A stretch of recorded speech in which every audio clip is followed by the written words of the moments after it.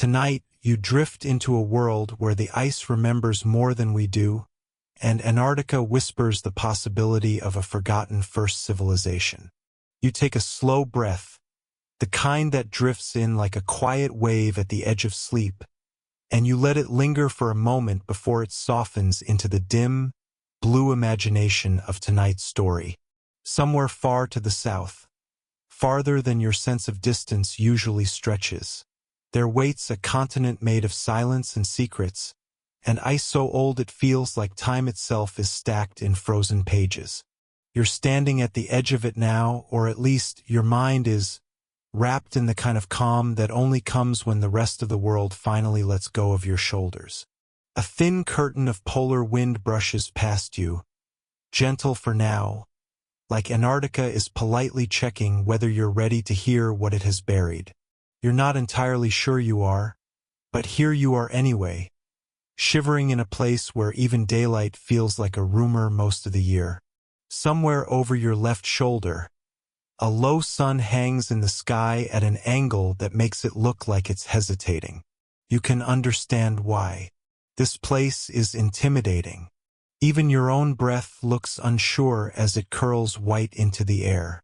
Before we sink fully into the ice, and we will slowly, comfortably, with all the grace of someone trying not to slip on a frozen staircase. Go ahead and take a moment to gently like this video. Maybe subscribe if you enjoy drifting off to ancient mysteries whispered in your ear. And if your eyes are still awake enough, comment your location and the current time where you are. It helps connect all of us drifting dreamers across the world. And I love seeing the little constellation of sleepy watchers blinking from every time zone. A soft, half-joking warning. In a place like this, you probably won't make it through this day, but only because Antarctica has a habit of bending time around you. The stretches, slows, melts, and then refreezes into shapes that don't quite match the clock you're used to. Don't worry, nothing dangerous will happen here. It's just the quiet kind of place where your sense of minutes and hours dissolves before you even notice. Now let's ease into tonight's journey. You take a careful step forward onto a snowfield that looks untouched, though you know better. The snow here lies to you. It smooths itself out like freshly made bedsheets, hiding everything underneath. Valleys, ridges, tiny crevasses that could swallow a person with the same enthusiasm a blanket swallows your phone when you lose it in the sheets. But tonight, the snow decides to be polite, softening beneath your boots without giving way. The air tastes like cold metal, sharp around the edges. And beneath it, beneath the wind, beneath the crunch of your steps, beneath the endless white, there's a hum. It's faint. So faint you might think it's your imagination until you realize Antarctica is the kind of place where imagination and reality occasionally overlap, like they're both sharing the same Wi-Fi password. You pause, letting your ears adjust, and the hum deepens. A bass note, a vibration, something alive but buried. Historians, scientists, and at least 7 very intense bloggers still debate whether the ice carries frequencies from deep within the Earth or whether the continent is simply very good at playing tricks on tired minds. But tonight, the sound feels intentional, almost like a greeting. You pull your coat a little tighter, not because you're cold, though you are, but because something about this frozen expanse makes you feel like you're about to open a very old book. The kind with pages so delicate you're afraid to breathe too hard. A spindrift of snow dances across your path, swirling like it's trying to draw your attention toward the distant ridge line.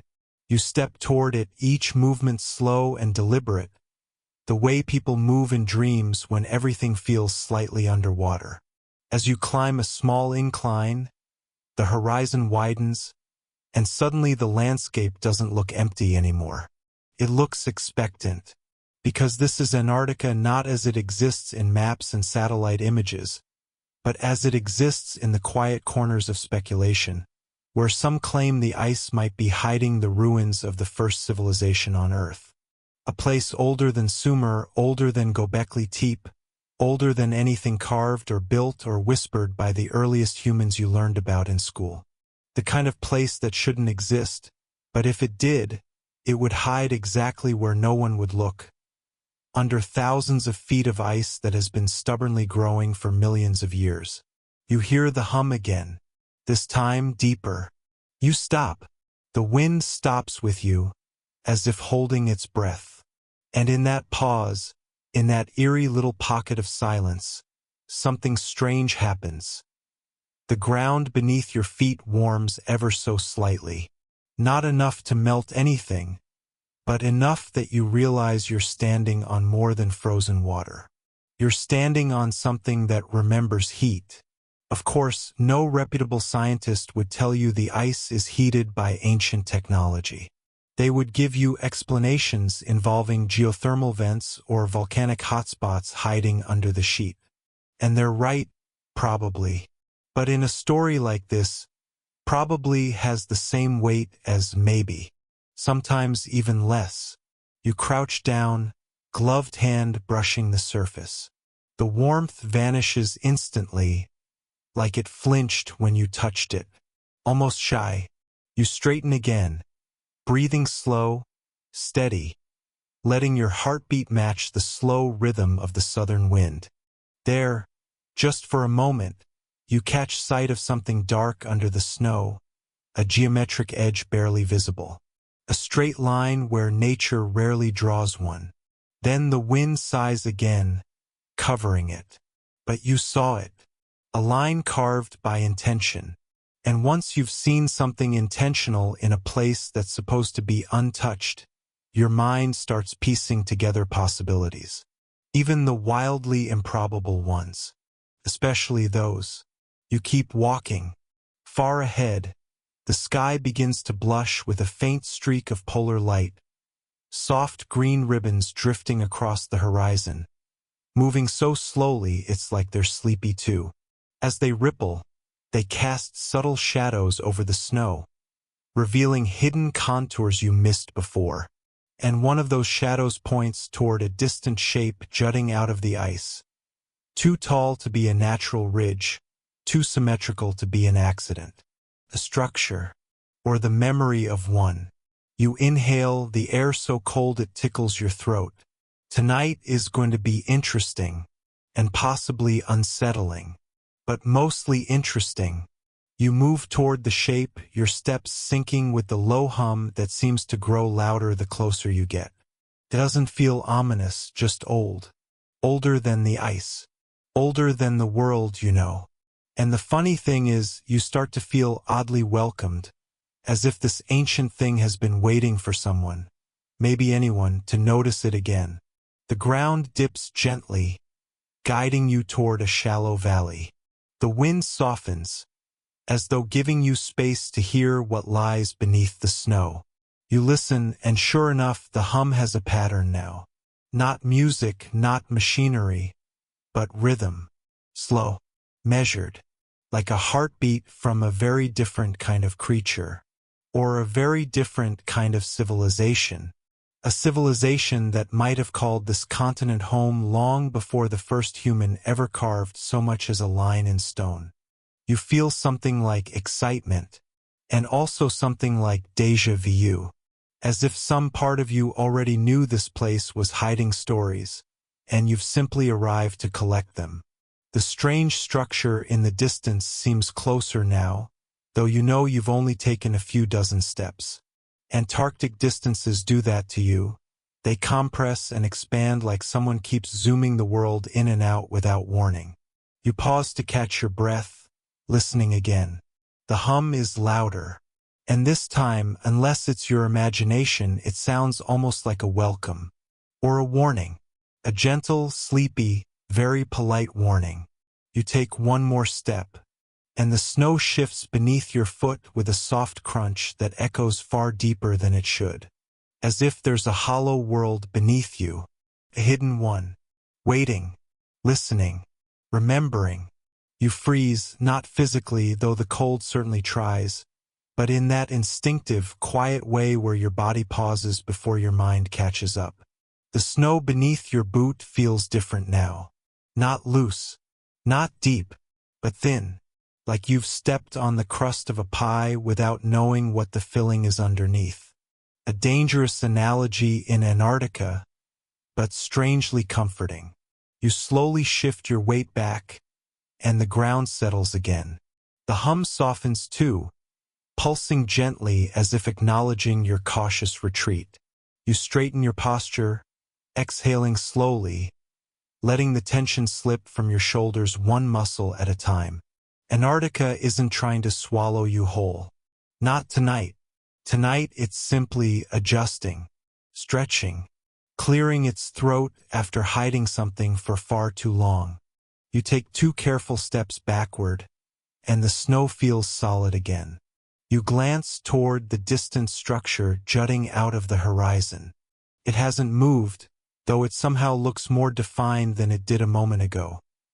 Sharper edges, clearer angles, like the land itself is gradually admitting it exists. You feel a twinge of curiosity, the kind that creeps in like a warm ember beneath the ribs, glowing just enough to keep you moving forward despite the century-old warnings that places like this should remain undisturbed. You resume walking, slower this time, the crunch of the snow beneath your boots rhythmic and steady. Each step feels like you're tapping gently on a locked door, politely asking whatever lies beneath the ice if it's awake, if it's willing to be seen again. As you move through the valley, the light overhead begins to shift. The pale aurora thickens, stretching into fluid bands that coil with the slow laziness of something ancient waking from a nap. They shimmer across the snow, painting faint trails on the white surface like the brushstrokes of a distracted artist. You glance back once, instinctively, half expecting to see the shape behind you erase itself the moment you stop looking. But the snow remains smooth, unbroken now. The warmth you felt beneath the ice earlier is gone too. No trace, no hint, like someone closed a window you didn't realize was open. Still, you felt it, and you don't imagine warmth in Antarctica by accident. You keep going.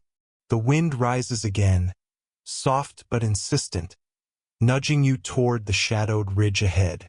It curls around your clothing like a curious animal sniffing a new visitor. You almost whisper something to it. A greeting, maybe, because out here you start to understand why early explorers talked to the wind as if it were a companion. In a place this empty, even the air feels like it has a personality, a mood, opinions. The ridge grows taller as you approach, its sides more defined now, like the ice has carved itself into deliberate geometry.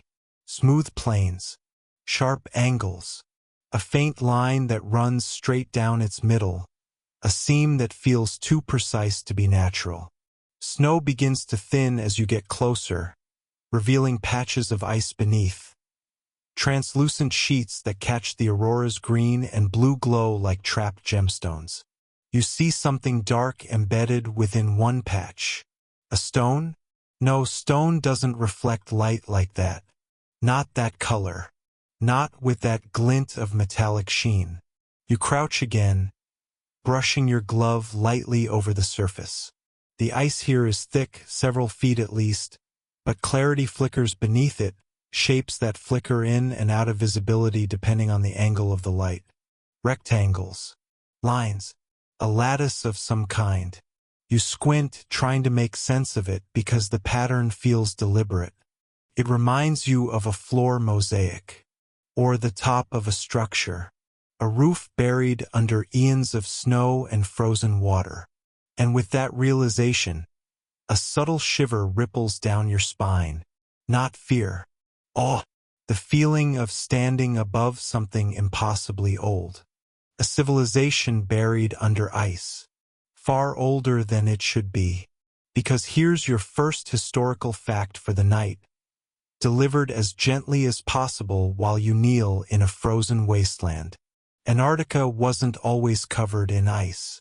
Millions of years ago, it was green, forests, rivers, even dinosaurs wandering around like they were browsing the produce aisle of a very ancient grocery store. That part is true, agreed upon, stamped by geology itself. But whether humans were ever here, that part isn't in the textbooks. The hum deepens again. You stand, slowly scanning the horizon. The structure you've been approaching, the dark, jutting shape, now rises like a monolith. Tall, tower-like, or maybe just the top of something much larger buried below. It leans slightly, as though the ice, like a patient sculptor, has been pulling it downward inch by inch over centuries. You walk toward it, each step feeling heavier now, not physically, but with anticipation. You're aware, in a quiet part of your mind, that this isn't the kind of place you're supposed to just stumble upon. Civilizations don't simply vanish under ice without leaving stories behind, without leaving echoes. And Antarctica, for all its silence, suddenly feels full of echoes. As you approach the monolith, one obscure cultural tidbit floats into your memory. Early 19th century whalers who sailed too far south sometimes returned with stories of black walls, rising out of the ice, geometric shapes seen through fog that disappeared when they approached. Most historians chalked it up to optical illusions, the kind ice and exhaustion famously produce. But standing here now, you can't help wondering if at least one of them saw something like this. Something real.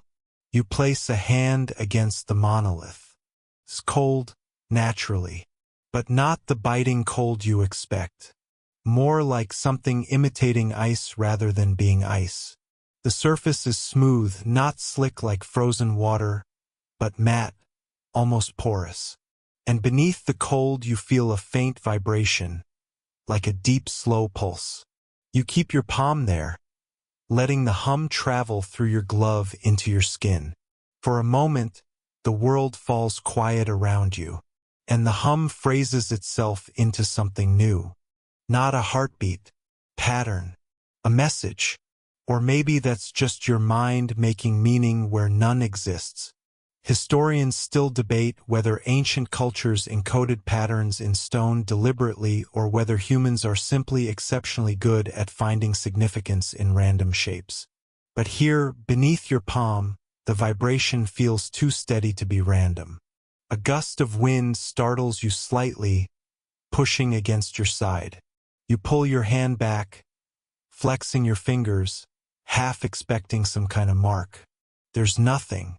But you do feel warmth lingering in your palm, as though the monolith briefly borrowed your body heat and is now returning it politely. You take a step back, craning your neck to stare at the full height of the structure. The snow around its base is shallow, sculpted by years of wind exposure. You can see faint carvings near the bottom, worn down, eroded, but unmistakably artificial. Not letters, not symbols in any alphabet you recognize. More like interlocking shapes. Triangles nested within circles. Lines intersecting lines. They form a repeating pattern, a kind you've read about in speculative archaeology threads where very enthusiastic people like to insist that ancient civilizations had access to advanced geometry long before recorded history. You lift your glove again, gently brushing one carved line. A soft crack echoes beneath your feet. Just a shift in the ice, nothing dangerous, but enough to remind you that you're standing on a frozen world with a tendency to change its mind. You lean back, stepping away from the monolith. The hum begins to fade, but not completely. A residual resonance lingers, like the memory of a sound you're sure you heard even after it stops. The aurora overhead ripples again, brighter now, casting dancing light across the snow like a slow-motion kaleidoscope. The monolith catches it, absorbing some colors, reflecting others. For a moment it looks alive, like it's waking up after a very long sleep. You exhale, watching your breath drift upward like a pale ghost. And then you notice something else. Behind the structure, half buried in a slope of snow, there's a long straight line, far too perfect to be natural. A wall, or the top of one, extending out of sight in both directions. A boundary, perimeter, the remains of something enormous. This realization sinks in slowly, like warm tea spreading through your chest. You're not standing before a single structure.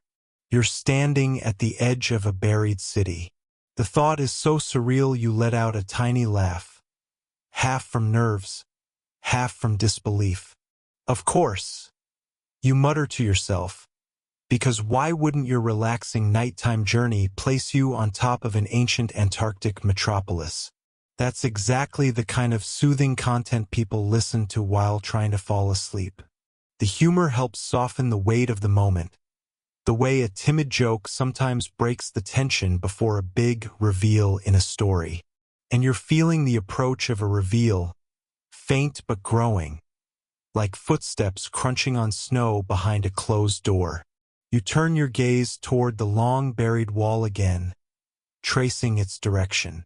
It runs straight toward a series of ridges to the west, ridges that suddenly look less like hills and more like collapsed structures crushed under the weight of a continent's worth of ice. And somewhere within those ridges, far below, you feel the faint rhythmic hum again, calling, echoing, remembering. You take one more step forward, and the ground, this time, feels less like ice, and more like a roof of something impossibly ancient, a roof of a world forgotten, a world waiting, and without meaning to, you whisper into the cold, "I'm listening." You stand quietly on the surface of a buried world, the air crisp against your face, the silence deep enough that even your heartbeat feels like it might echo. You shift your weight cautiously, half expecting the roof beneath you to creak or moan like old floorboards in an abandoned house. But nothing moves. The ice simply watches, ancient and patient, as if deciding whether you're allowed to know more. You take another step, your boots leaving a soft print atop millennia of forgotten architecture. The hum under the ice flickers, almost like it reacts each time your foot touches down. You pause again, letting the stillness settle into your bones. This place feels aware in the faintest possible way. Not alive exactly, but not entirely inert either. As if a memory trapped under continents of ice still stirs, faint and distant, waiting for someone to listen closely enough. A thin gust of wind schemes across the surface, brushing against your clothes like an absent-minded hand. It shifts the snow just enough to reveal another sliver of the structure beneath you. This one is smoother than the rest, shaped almost like a stair edge, rounded slightly with age but unmistakably shaped by intent. You crouch again and gently brush it with your glove. The surface is neither ice nor stone. Feels composite, layered, a mix of materials that shouldn't exist here. You straighten slowly, the realization sinking deeper. Whoever built this place wasn't improvising with basic tools. They built with purpose, precision, and resources that would have required organization, possibly a whole civilization's worth of it. A society capable of building something so large that it still whispers through 10,000 feet of ice. The aurora overhead flares brighter, curling across the sky in long, glacier-colored ribbons. Light spills down onto the snow, casting soft turquoise waves across the buried city. You watch the colors shift, the edges of the monolith gleaming faintly as if remembering what sunlight once felt like. You feel the world tilt slightly in your chest, an emotional sway more than a physical one. Awe has a way of doing that. You look back toward the wall behind the monolith. The line is clearer now, the snow thinning as the wind sweeps it away in slow, rhythmic breaths. You can trace the structure further than before, perhaps 100 meters or more. As you gaze, a strange thought enters your mind. Buildings don't usually align themselves this perfectly unless there's planning involved. Urban planning, which would mean the people who built this place weren't wanderers or nomads or a tiny lost tribe.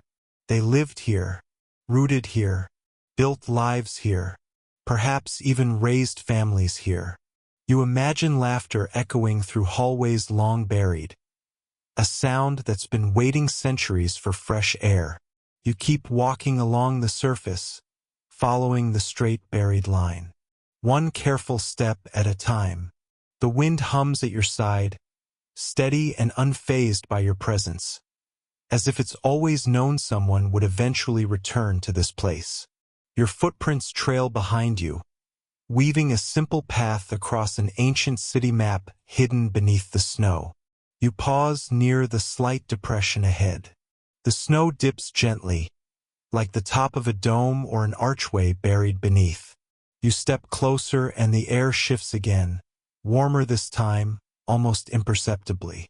The warmth surprises you. It's not the kind that melts ice, not enough to even fog your breath differently. But it's there, like the faint warmth of a hand resting on stone. That's when you notice the crack. Thin hairline, barely visible unless the angle is just right. It runs across the depression like a silent fault line. You kneel again, your glove hovering over it. It's narrow yet deep enough to catch the light of the aurora in its thin chasm. You carefully brush snow away and realize that the crack traces a perfect circle, one that spans several meters. Too perfect to be random, too deliberate to be ignored. A hatch, an entrance, buried for thousands of years. A low hum pulses again beneath your hand, responding to your discovery, or maybe anticipating it. The vibration is faint, yet steady enough to feel like a pattern repeating through the ice. You wonder if the structure is responding to pressure changes, or sound waves, or maybe it's ancient machinery shifting down below after your footsteps stirred trapped air pockets. Or, and this thought is quieter but persistent, it could be something designed to activate when someone stands here. Historians would certainly argue against doors in Antarctica designed to respond to human presence, though many of them would also come down here uninvited to check it out. Historians still debate whether early human migrations could have reached southern landmasses long before continents shifted into their modern shape. But buried doors beneath the pole? That's a fresher debate. You straighten, brushing snow from your knees. The crack circles around you like a frozen halo. You take a step back, suddenly aware of the immense pressure held beneath this thin crust of ice. Whatever lies beneath has been sealed for far longer than human civilization has existed. If this is truly an entrance, it might not be meant to be opened quickly, or at all. You take one slow breath, the kind you take before opening a very old book or walking into a room that hasn't been touched in decades. Then you lean forward and place your hand against the center of the circular depression. You expect nothing. You get something. The hum stops, completely, not fading out, not softening, stopping.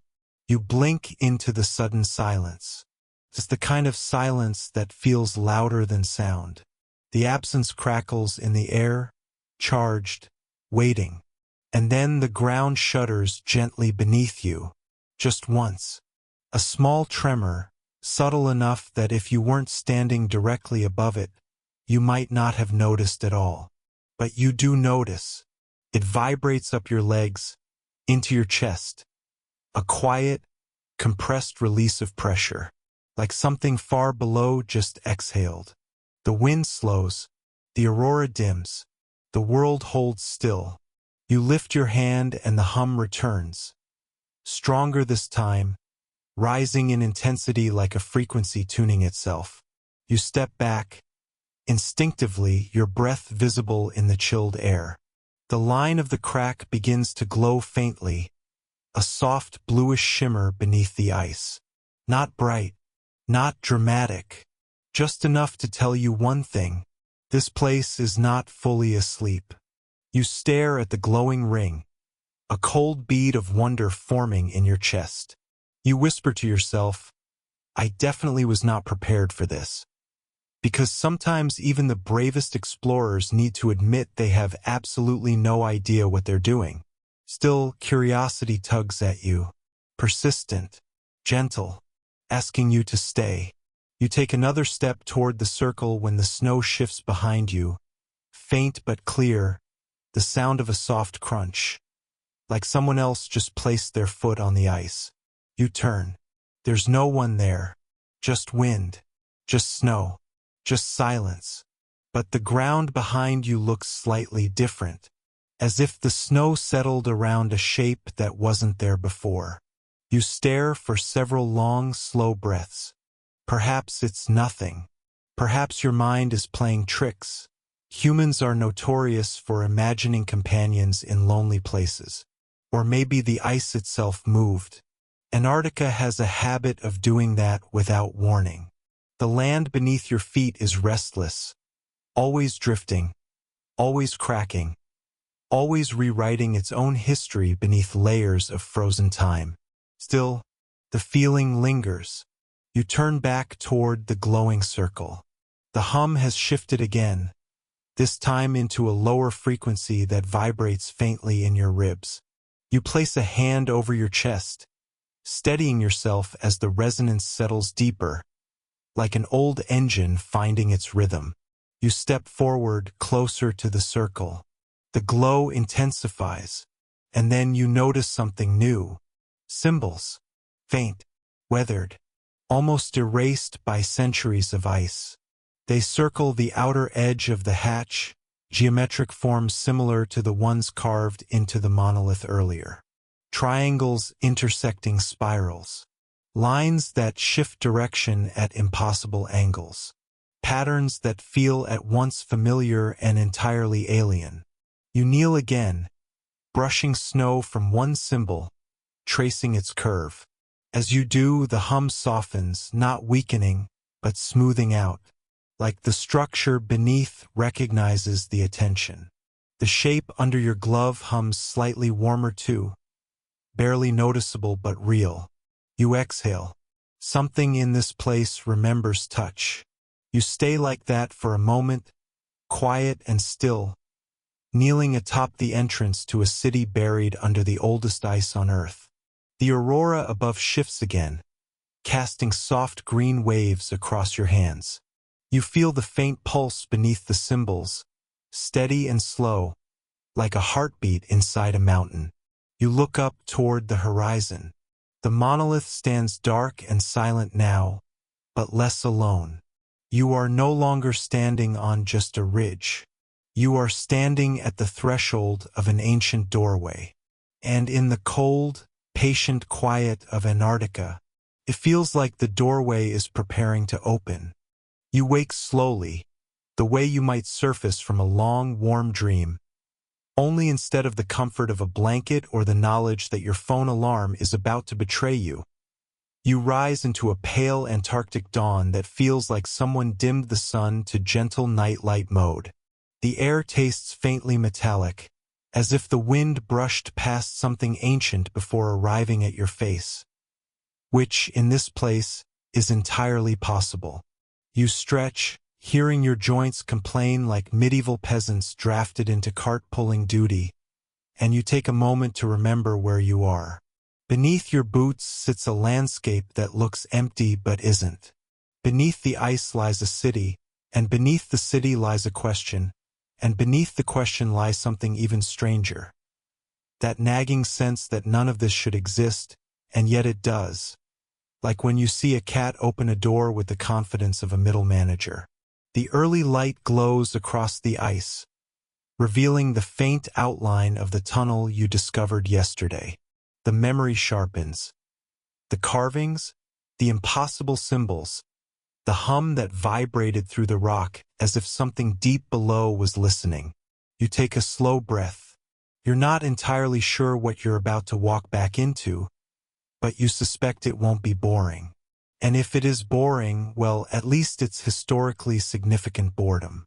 As you walk, the snow squeaks under your weight, a sound so crisp and clean that it feels like the continent is acknowledging your return. The tunnel mouth waits, patient, shadowed, slightly intimidating, like a dentist who smiles too much. The wind swoops past you, almost encouraging you forward, although perhaps it's just trying to get somewhere warmer. You descend again into the carved passage, each step accompanied by the soft crunch of ice crystals giving way. Your breath forms little clouds ahead of you, temporary ghosts drifting through ancient air. It's colder here than before, or maybe your imagination is inflating the chill the way historians inflate feuds between kings. Hard to say. The glowstones, still unconfirmed, still unbelievable, continue to emit their soft blue sheen. You feel oddly comforted by their light, like lanterns left out by hosts who expect your arrival, though the hosts have been dead for thousands of years. Probably. Historians still debate whether these stones are natural bioluminescent minerals or artificially engineered artifacts of some pre-human technology. And standing this close to them, you're not sure where you'd place your bet. As you move deeper, you notice new details. Symbols that looked random yesterday now appear interconnected. Lines converge, spiral, stretch across the wall, telling stories you can't quite read but can almost feel. One carving shows a pattern of concentric circles linked by lines, like a map or diagram, or the world's oldest attempt at an aesthetically pleasing wallpaper. You step closer, brushing away powdery frost. The circles reveal tiny notches, evenly spaced. You count them. You count again and again. These aren't artistic flourishes. They're measurements, ratios, something mathematical, something deliberate.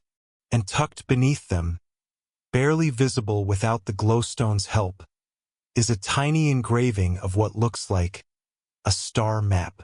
You blink, rub your eyes, look again.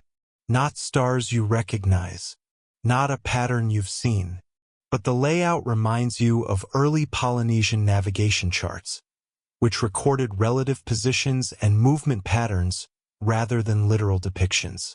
The similarity is unsettling, like seeing a cousin's face on a stranger. You keep walking. After several minutes, the tunnel widens into a chamber you didn't notice before. A second room, quiet, circular, perfectly shaped. The floor is smoother here, almost polished. And in the center sits an object that doesn't belong in any normal archaeological timeline. A pedestal made of black stone, its edges sharp, its surface unweathered by time. You approach slowly, because nothing good in history has ever started with someone confidently touching the mysterious artifact on a pedestal. Up close, you see shallow grooves along the top, forming a kind of tray or cradle.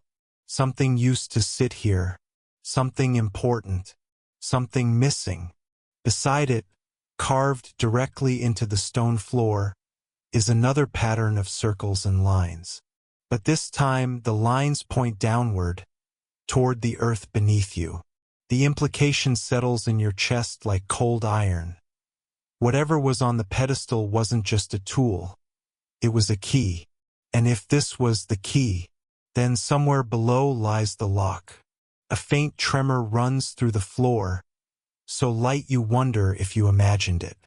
But the glowstones ripple as if reacting to a frequency too deep for you to hear. You hold your breath, listening. Silence. Then another tremor, slightly stronger. The ice groans in the distance, the way old wooden ships groan as they lean into the sea. You step back from the pedestal, your instincts performing a quietly panicked interpretive dance.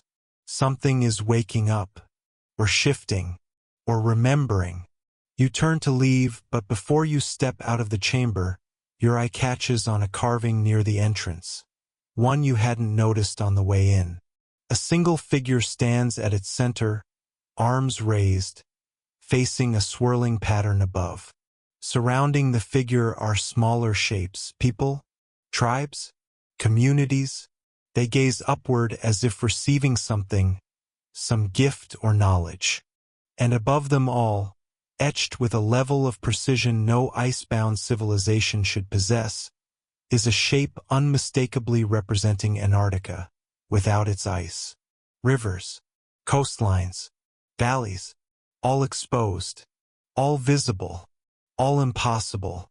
You step back into the tunnel, heart steady but mind racing.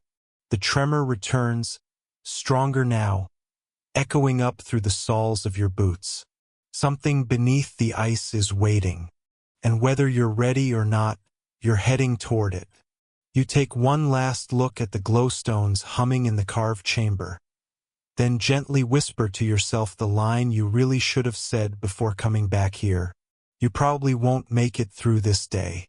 You emerge back into the cold, crisp air of the Antarctic morning that never quite becomes a real morning.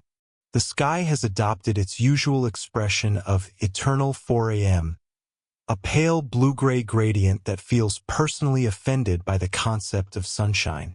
You breathe deeply, grounding yourself, letting the cold bite at your lungs like a stern parent reminding you to behave. The tremors have continued, just subtle enough to make you second-guess your senses. Ice shifts all the time, you tell yourself. The continent creaks and groans and adjusts. It's normal, perfectly normal, completely normal. No reason to assume you're standing on top of a dormant anything. You turn toward your camp, trudging across the snow. The horizon glitters faintly.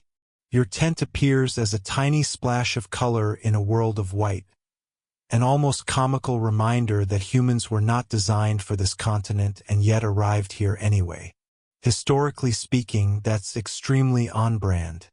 As you approach, your radio crackles.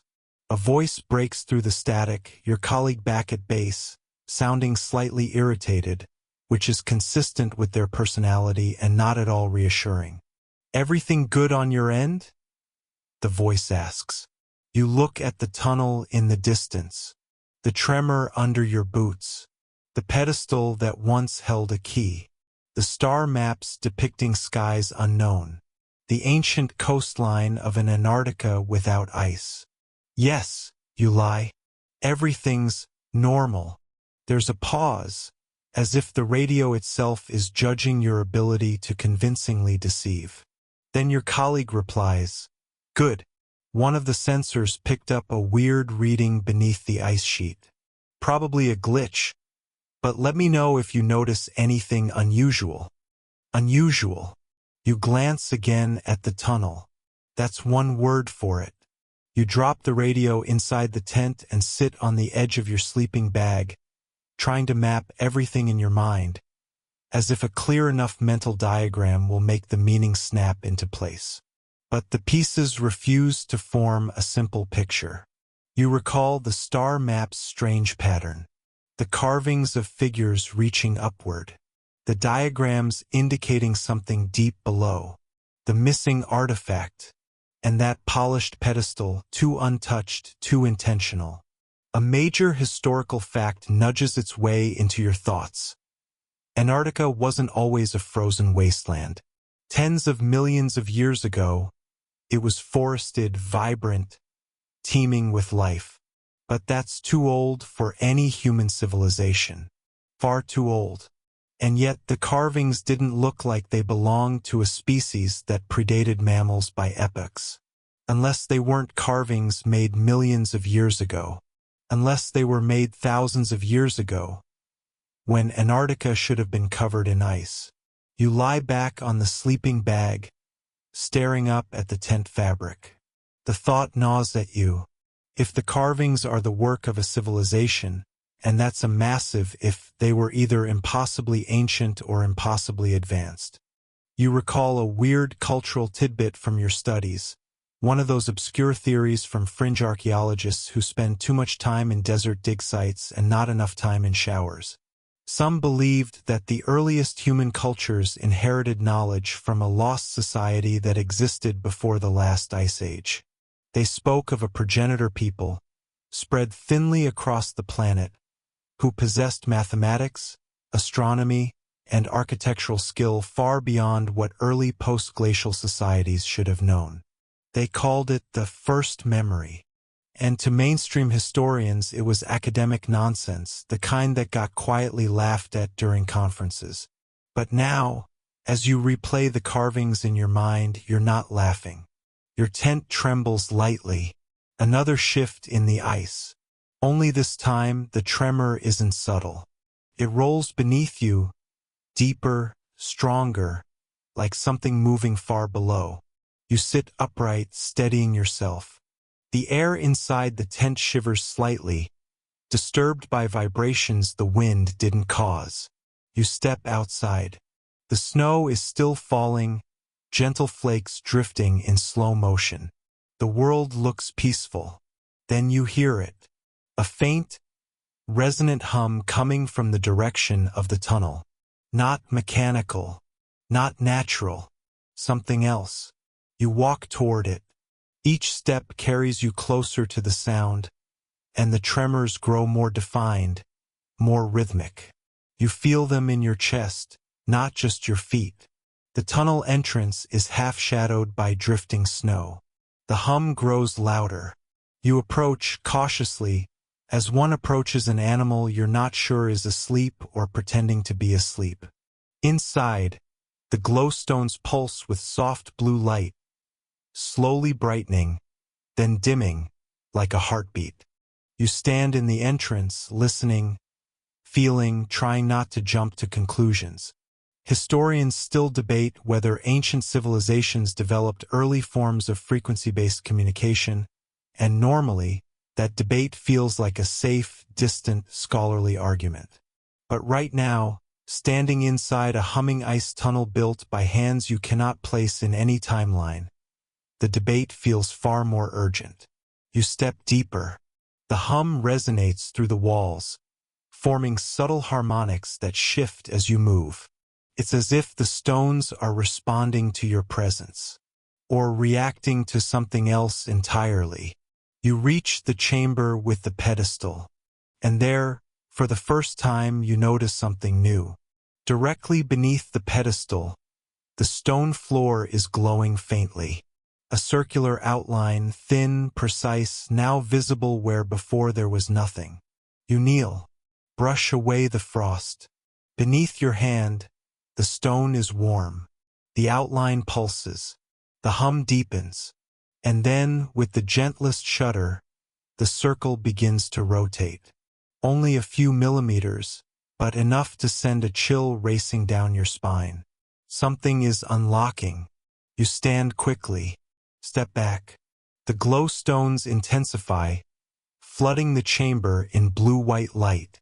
The hum shifts from deep resonance to something higher, sharper, almost melodic. You watch the circular panel turn. Slowly, gradually, purposefully. A thin seam opens at its center. The air around you changes, pressure dropping, temperature shifting, like the chamber itself is inhaling. And then, a soft column of warm air rises from the seam. Warm air. From beneath Antarctica. You stare, breath held, mind blank. And then, slowly, you whisper the only reasonable reaction. Oh no! The panel continues to open, and below, darkness waits, living, breathing, remembering, and you haven't even had breakfast yet. You stand perfectly still, as if motion might encourage whatever is breathing beneath the floor to breathe a little louder. The warm air rising from the opening brushes against your face in soft, steady intervals, exhalations from some hidden depth far below. It smells faintly of minerals and something metallic, like the scent of old coins kept too long in a pocket. The warmth is unsettling. Antarctica is not supposed to exhale. You crouch, unsure if curiosity is winning or if fear simply hasn't realized it's supposed to panic yet. The seam widens another few centimeters, revealing a narrow, vertical shaft descending into pure darkness. The glowstones nearest the opening brighten, reacting, maybe welcoming, maybe warning. Hard to say. They really should have come with instructions. You lean over the edge, listening. The hum you heard earlier has softened into a rhythmic pulse, almost like machinery, except older than any machinery has the right to sound. You've visited ancient ruins before. Crumbled desert temples, water-worn cliff dwellings, collapsed forts swallowed by roots. But none of them felt alive. None of them breathed back at you. Your brain tries to be scientific about it. Geothermal vent? Pressure release? Subglacial lake system? A heating duct left behind by an advanced civilization that absolutely should not have existed? You know, the usual categories. You sit back on your heels. This is the moment in a documentary where the narrator usually says something understated but dramatic like, but nothing could have prepared them for what they found next. Except you're both the narrator and the unprepared explorer today, so there's no one else to blame when you keep edging closer. A soft vibration passes through the floor, gentle, thoughtful, like someone tapping a finger on the other side of a door, trying to decide whether to knock. You swallow. Hello? You whisper because that's apparently what your survival instincts decided was appropriate. The hum shifts. You freeze. Then the glowstones along the far wall brighten in a ripple, one by one, as if acknowledging you.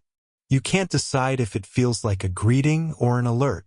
You tell yourself not to anthropomorphize glowing rocks, then immediately continue anthropomorphizing them because it makes you feel slightly less alone.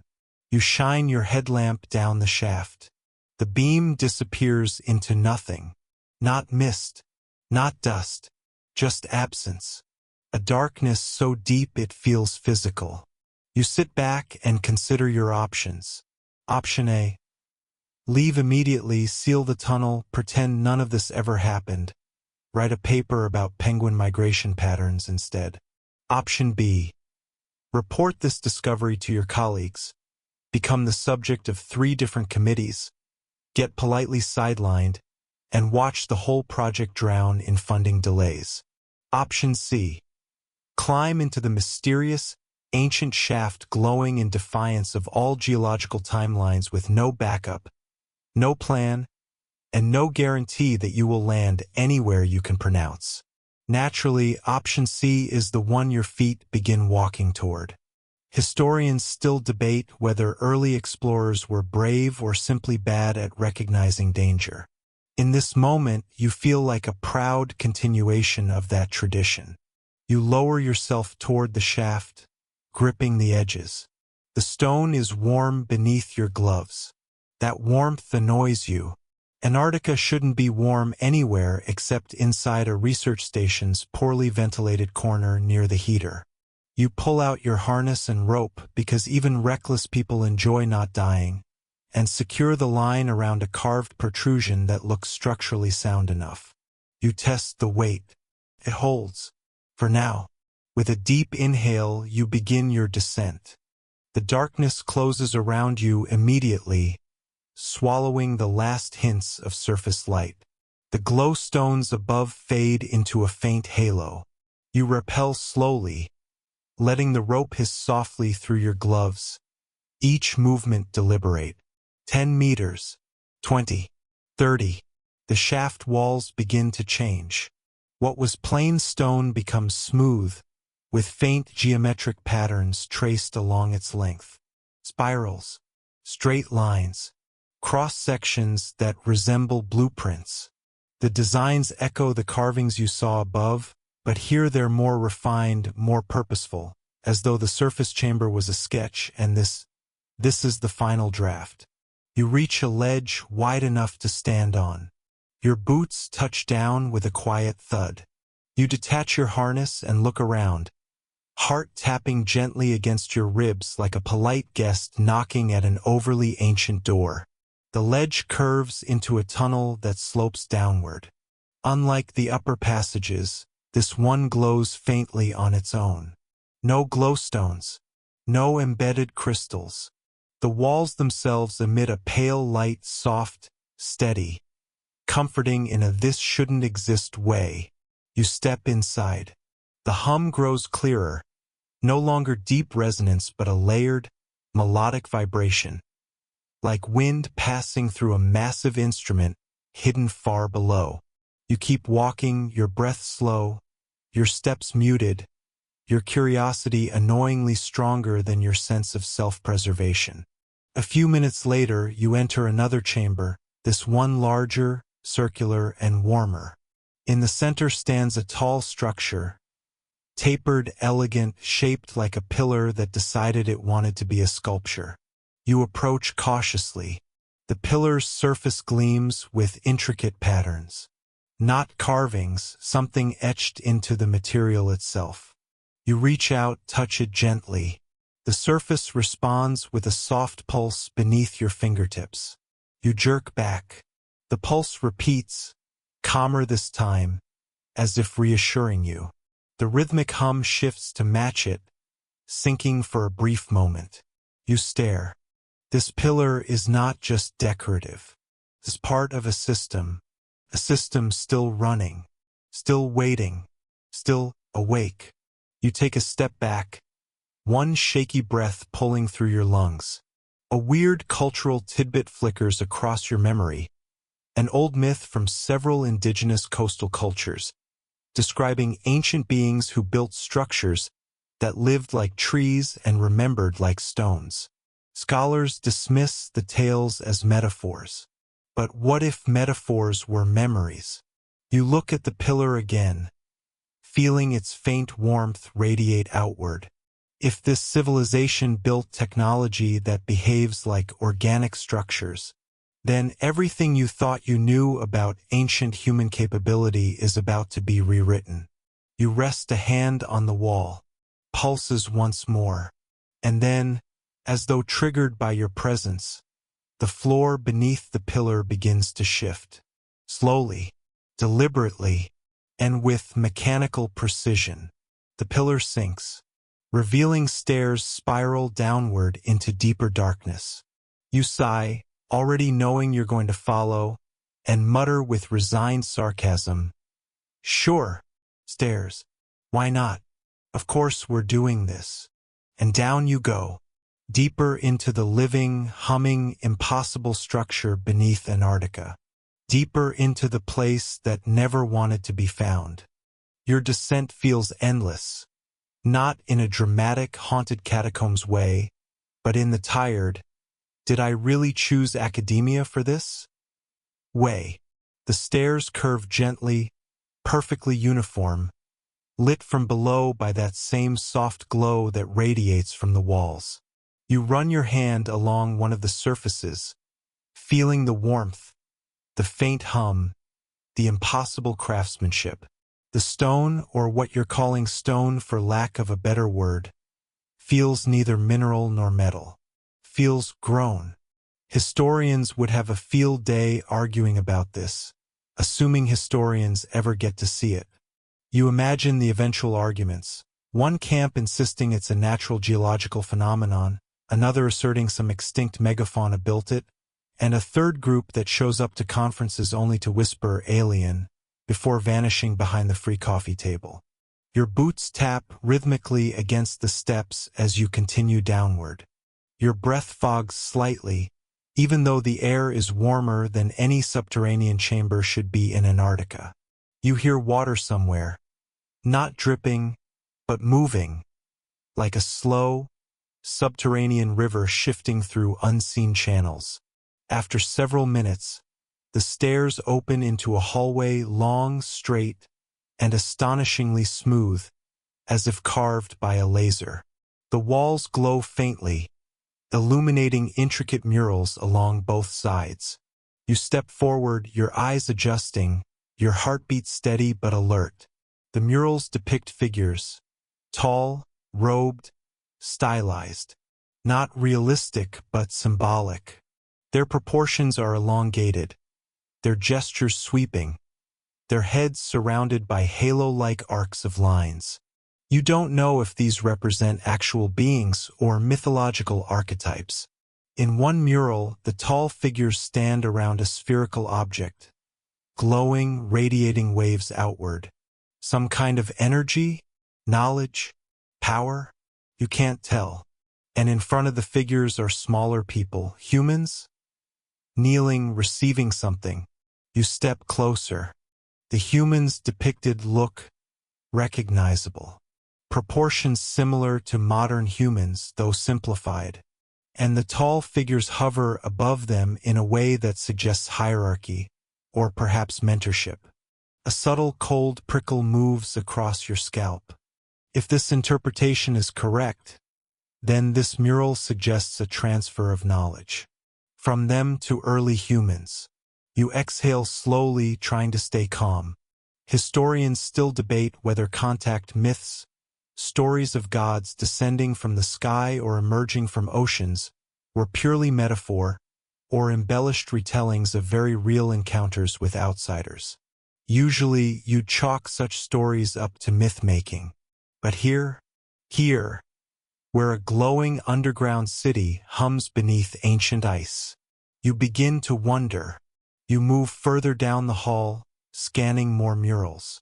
One depicts great waves crashing over coastlines, flood myths, maybe.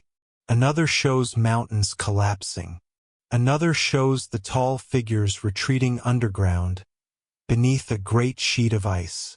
You stare, retreating beneath ice. Ice that did not exist then, unless the corridor trembles slightly. You steady yourself, hand pressed against the wall that hums like a massive heartbeat. You keep walking, each mural unveiling a timeline that feels both familiar and profoundly wrong. Then you reach the final mural. It shows a structure, massive, circular, composed of many layers, buried beneath snow and ice. You're standing in that very structure now, which means everything in the murals has already happened. A soft sound ahead breaks the silence. A door, sliding open. You freeze. The glow intensifies at the far end of the hall. A shape emerges, not a silhouette, not a figure, but an outline of a doorway widening as panels retract with a quiet sigh. You inch forward. Beyond the door lies a cavern, vast, warm, illuminated by floating orbs of gentle light drifting like lanterns in still air. You step inside, awe spreading through your chest like warmth. The cavern houses structures, towers, platforms, arches, crafted of the same glowing stone. Everything is arranged in spirals and radiating patterns, like a city built to echo star maps. A whole underground city, perfectly preserved, hidden from history, waiting. You walk forward slowly, stunned. The air is warm, thick, fragrant with a hint of mineral sweetness. A subglacial river flows through the center, its surface reflecting the orbs overhead. The hum grows stronger, layered and resonant, like a choir holding a single, eternal note. You look around, heart thudding. You are standing in the heart of an impossible civilization. You take one shaky step down the main path, whispering under your breath, "You probably won't make it through this day." A faint breeze answers you, warm, deliberate, and unmistakably intentional. Something wakes in the dark behind you, and you turn. Because down here, you're not alone. You turn slowly, very slowly, because something about sudden movements feels disrespectful in a place like this. The floating orbs of light drift apart slightly, as if making space for whatever is approaching. You hold your breath without meaning to, though breathing feels like a privilege down here anyway. At first, you don't see anything, just shifting shadows cast by the orbs, stretching and reforming like they're thinking about becoming something. Then you hear it, the soft scrape of something moving across the stone. Not claws, not footsteps, more like fabric brushing over a surface. You angle your headlamp toward the sound, wishing it came with an emotional support switch. The beam lands on a shape, tall, slender, robed in something that moves like woven light rather than cloth. You blink once, twice. The figure stays exactly where it is, standing at the edge of the city's entry path. You feel your pulse climb a few floors higher. The figure does not have a face, at least not one you recognize. Instead, there's a smooth, reflective surface where facial features should be, like polished obsidian molded into something almost but not quite human-shaped. The head tilts slightly, reflecting your own light back at you in a warped, elongated glow. A joke rises in your mind, something about how you seriously did not pack for meeting ancient subterranean, possibly not human residents, but it dies somewhere between your throat and common sense. The figure raises one hand. You stiffen. The hand has 5 fingers, longer than human fingers, more elegant, tapering to soft points. Not claws, not weapons, just elongated grace built into a limb. The gesture is not threatening. If anything, it's contemplative, almost greeting-like. Still, your survival instincts vote unanimously to not step any closer. Then something unexpected happens. Your headlamp flickers. The orbs change their pattern, drifting into a spiral. And the hum, the constant subterranean hum, synchronizes with the figure's presence. The pitch deepens, then steadies, forming something that sounds astonishingly like a chord being tuned. The figure lowers its hand and moves, gliding rather than walking, closer to you. You take one involuntary step back and instantly regret it when your boot echoes loudly across the chamber. The sound feels offensively loud in a space this ancient, like dropping a fork in the middle of a cathedral during silent prayer. The figure stops, tilts its head again. You exhale slowly, realizing the figure is studying you. Not judging, just observing in a way that makes you feel like both a visitor and a curiosity. You've been examined by professors, committees, grant panels, but never by something so ageless. Hi, you whisper, because your nervous system insists on basic courtesy. The reflective face shifts faintly, as though the surface ripples at the sound of your voice. The hum shifts with it. Then the figure extends its arm again, this time pointing at the city behind it.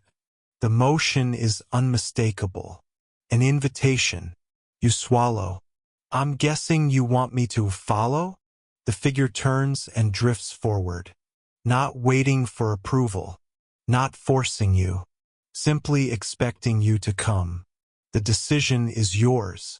You stand still for several seconds, contemplating your life choices, your academic training, and the fact that you're apparently about to take a guided tour from a glowing robed being in an underground city beneath Antarctica. Somewhere far away, every safety protocol ever written weeps quietly. You take a shaky step after the figure. Your boots tap softly across ancient stone. The warmth in the air grows slightly as you enter the city proper. The buildings tower above you, smooth, seamless structures shaped like elongated spires and curved shells. Some resemble petals wrapped around invisible cores. Others spiral upward with delicate precision. Nothing looks built. It all looks grown, as if architecture and biology shook hands and decided walls should pulse faintly with energy. You glance at one structure, tall, narrow, with looping ridges that look like ribs of some enormous creature. It glows faintly. Warm air flows through its vents in steady breaths. A weird cultural tidbit floats through your brain again. Ancient island tribes often carved buildings to reflect the anatomy of spirit animals, believing that living inside a structure was easier when the spirit approved. You used to think that was poetic metaphor. Now, staring at a building that genuinely breathes, you begin to reconsider what counts as metaphor. The figure glides ahead, always maintaining a respectful distance. You keep following, partly because curiosity is eating you alive, and partly because turning back means climbing a very long staircase in the dark while pretending you didn't see a city older than recorded history. The path widens into a plaza, round, flat, marked by faint concentric circles glowing beneath your feet. The air feels charged here, like static waiting to become lightning. The figure stops at the edge of the plaza, then turns toward you. It raises its arm again and touches the center of its reflective face. The surface ripples outward like water struck by a pebble. The ripples break into patterns, symbols, shapes, flashes of light, all pulsing rhythmically. Communication. Not language as you know it, but communication nonetheless. The figure lowers its hand and waits. For the record, you whisper softly, historians still debate whether humans even lived in Antarctica historically, so I'm extremely not prepared for this. A small ripple crosses the figure's reflective face again, as though acknowledging your flustered commentary. You take a deep breath. Okay, you murmur. Let's try this. You place your hand gently over your heart, an instinctive gesture of sincerity. The figure tilts its head, observing, then slowly mirrors the gesture, hand to chest, reflective face rippling. A quiet understanding passes between you. Not complete, not clear, but mutual. The plaza lights shift, and something beneath your feet awakens. The circles begin to rotate, softly, slowly, like a massive mechanism long asleep finally remembering how to dream. You look up at the figure. It gestures toward the glowing patterns beneath you and steps back, giving you space, inviting you deeper. Everything around you hums with expectation. And for the first time since entering this underground world, you have the sense that something is about to reveal itself. Something ancient, something preserved, something waiting, and you brace yourself as the city, this impossible city, begins to move. At first, the movement is gentle, just a subtle vibration beneath your boots, like the earth stretching after a very long nap. Then the concentric rings at your feet begin rotating in opposite directions, creating patterns of shifting light that weave around your ankles like luminescent threads. You fight the instinct to step back. The figure watches you calmly, reflective face shimmering with quiet focus, and you force yourself to stay still. The rotation continues for several long moments. Then the innermost circle sinks slightly, lowering the platform beneath you. You grab your pack instinctively, though the descent is slow, ceremonial even. The platform drops only a meter or two before stopping, locking into place with a soft click. The soft glow brightens, forming pathways of light extending outward across the plaza. Those pathways lead straight toward a massive structure on the far side of the city. It rises sharply, tallest in the chamber, shaped not like a tower but like an enormous crystalline bloom frozen mid-opening. Every petal-like panel shimmers with faint internal light. You feel the warmth even from here. The figure gestures toward it. You exhale slowly. Of course we're going there, you murmur. Why wouldn't we head directly toward the giant glowing flower building? You take your first steps along the illuminated path. The figure floats ahead, silent, steady, guiding you without forcing you. The hum of the city deepens with each step you take, as though sensing your approach. As you walk, you notice something strange. The structures lining the path feel older, dustier, dimmer, their glowstone veins fainter. The architecture near the plaza was pristine, but here you see signs of age. Fractures sealed by smooth, grown-over material. Faded symbols carved near entrances. Portions of stone hollowed out through time or erosion. You run your fingers along one cracked panel. The material pulses faintly at your touch, acknowledging you, then fades again. It reminds you bizarrely of old monasteries, how the deeper you walk into the quiet, untouched halls, the more you feel the weight of history gathering in the corners. After several minutes, you reach the entrance of the crystalline structure. Up close, its size becomes overwhelming. The petal-like slabs tower over you, each one etched with micropatterns too small to decipher. They move slightly, responsive to airflow, giving the impression that the entire structure is alive. The figure pauses at the entrance and turns toward you. You stop. It lifts one arm and presses its elongated fingers against the smooth surface of the doorway. The material brightens under its touch, glowing in expanding rings. Then the door opens, not with a mechanical sound, but like a flower responding to daylight. Panels unfold gently, revealing an interior chamber filled with warm, golden light. Heat drifts out in a soft wave. You step inside. The chamber is vast, circular, domed, filled with towering columns that twist like spiraled roots growing up toward the ceiling. Between them, clusters of orb lights drift slowly, casting rippling patterns across the floor.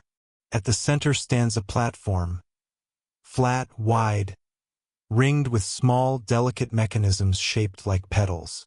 They vibrate faintly, humming in harmony with the rest of the city. The figure enters behind you, gliding toward the platform. You feel the weight of something momentous settling into your bones. This chamber feels like a heart, a core, something sacred. The figure pauses at the central platform, then gestures for you to step forward. You hesitate. You are an explorer, a scientist, a person who once wrote an entire paper about the importance of caution in fieldwork. And yet you have spent the entire day doing the exact opposite of caution. You take a step forward anyway. The figure mirrors you, raising its hand toward the ceiling. In response, a series of thin lines, light beams, energy filaments, something intangible, descend from the ceiling and anchor themselves to the platform. The glow intensifies. The platform rises slightly. The petals surrounding it unfold. A tone, high, resonant, ancient, reverberates through the chamber, vibrating in your chest. Then softly something speaks, not in words, not in language, but in layered pulses of sound and light that ripple through the chamber, reaching your skin, your bones, your mind. You stagger slightly. The figure steadies you with one hand, not gripping, just grounding you. Images flash briefly, mountains collapsing, seas rising, cold advancing, robed figures retreating beneath ice, knowledge being sealed away, waiting, waiting, waiting. Your breath catches. This is memory. This chamber is playing memories, a living archive, a record of the civilization that built this place and everything they tried to preserve. You hear another tone, lower this time. The figure responds with a ripple of light across its face. You get the impression the chamber is asking a question. A single, simple question. Why have you come? You swallow hard. I don't know, you whisper. Curiosity, maybe. Or maybe because the world above keeps forgetting things it shouldn't. A soft light wraps around the platform. Another question forms, gentle, probing. Are you seeking knowledge? You nod slowly. Yes. The chamber hums. The figure steps aside, giving you full access to the platform. And you suddenly understand you're standing in a library, but not one filled with books. One filled with living memory, preserved consciousness, ancient knowledge stored not in pages, but in luminous, resonant architecture. It warms around you, brightens, accepts you, and the platform begins rising slowly, lifting you toward the glowing crown of the crystalline chamber, toward the oldest knowledge on Earth. Knowledge hidden beneath 10,000 meters of ice. Knowledge that has been waiting for someone to ask the right question. As you ascend, the hum deepens, vibrating through your ribcage, and you whisper to yourself, half delighted, half terrified, "This is going to rewrite everything." You step into the darkness like someone stepping into a half-remembered dream. One of those dreams where you know the ending before the beginning, and yet you walk forward anyway. Your boots echo softly, swallowed by a cavern so large it feels like you're wading through the lung of some ancient creature. The torchlight flickers, reflecting off distant crystalline walls that shimmer like frozen starlight. You inhale, and the air doesn't feel dead, or stale, or trapped for 20,000 years. Feels warm, soft, almost welcoming, suspiciously welcoming, like a cat pretending to be cute right before it bites. Ahead, the chamber expands into something shaped almost like a bowl, and lining its edges, rows of reliefs carved into stone that glows faintly when you step closer. You reach out with a trembling hand, and when your fingertip grazes the surface, the stone warms beneath your touch. You pull back. The warmth follows, almost like the wall recognizes you. You do your best to be calm about this. You fail, of course, but you try. A soft hum trembles through the chamber, like a choir rehearsing 3 mountains away. The carvings shift, not in a dramatic Hollywood way, but in a slow, near-imperceptible adjustment, as if they simply realign themselves to better greet you. You're suddenly aware of the fact that earlier today, you were excited about a warm thermos of coffee. Now you're being greeted by walls. Progress, you guess. A large relief near the center catches your attention. It shows a tall, robed figure standing amid swirling lines that look like both wind and water and thought. Beneath the figure, a smaller carving, a person kneeling, face upturned, the same swirling lines connecting the two. You tilt your head. The kneeling person looks familiar. Not exactly like you, but close enough that you have to check your reflection on your phone screen just to be sure. One major historical fact drifts through your mind. Early human cultures often depicted mythic founders as disproportionately tall, luminous, or otherwise exaggerated beings, merging spiritual ideals with memory. And now you're standing in a chamber where that trope might be literal. You take another slow step in, your breath making soft clouds. The faint glowing lines pulse again, like heartbeat echoes inside stone. Historians still debate whether ancient people genuinely believed their god-kings were supernatural. You whisper to yourself, or if later scribes just exaggerated everything to sell a good story. The irony of that statement isn't lost on you. A slight rumble shakes dust loose from high above, spiraling down like powdered snow. You look up, and there, etched into the domed ceiling, is a perfect map of Antarctica. Except, it isn't Antarctica as you know it. No ice, no brutal wasteland. Just coastline, rivers, and something that looks suspiciously like cities.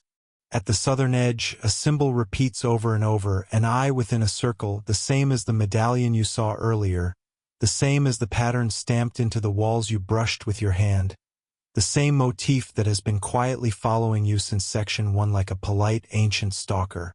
An obscure tidbit surfaces from the back of your sleep-fogged brain. Some medieval portolan charts contain symbols scholars can't trace to any known maritime tradition. symbols suspiciously close to what's carved above you now. You breathe out.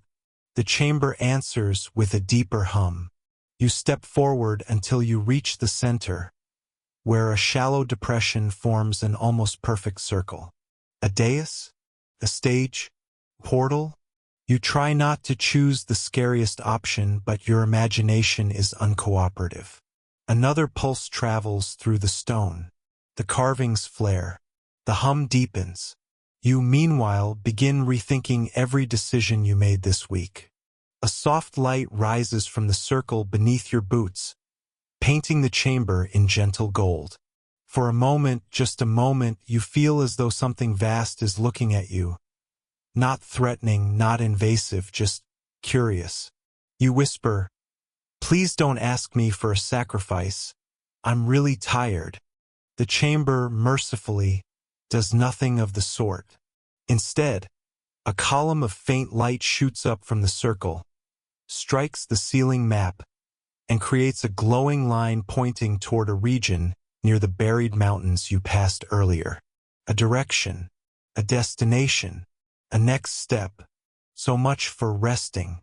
You breathe once more, slow and steady.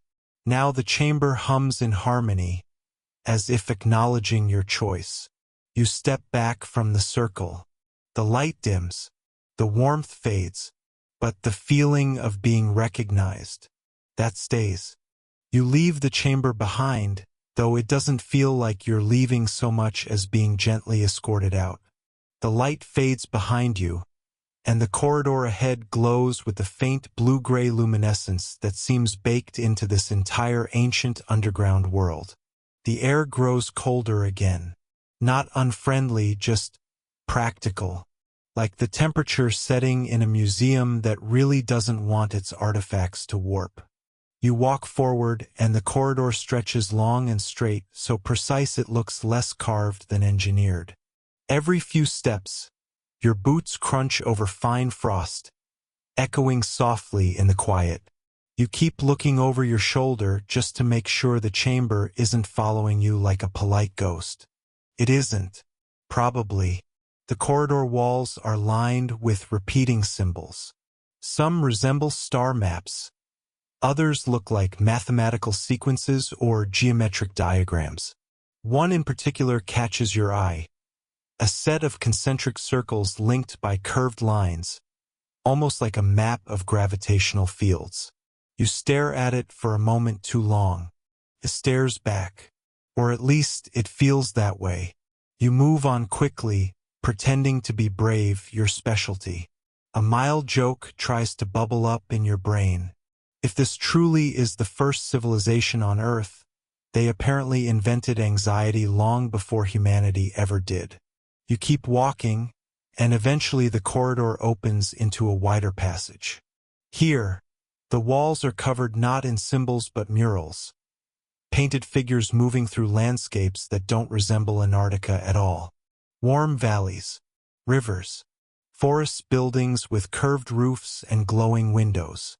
You touch one gently. Feels warmer than paint should. A small detail catches your attention. In several murals, the people are holding objects shaped almost like tuning forks.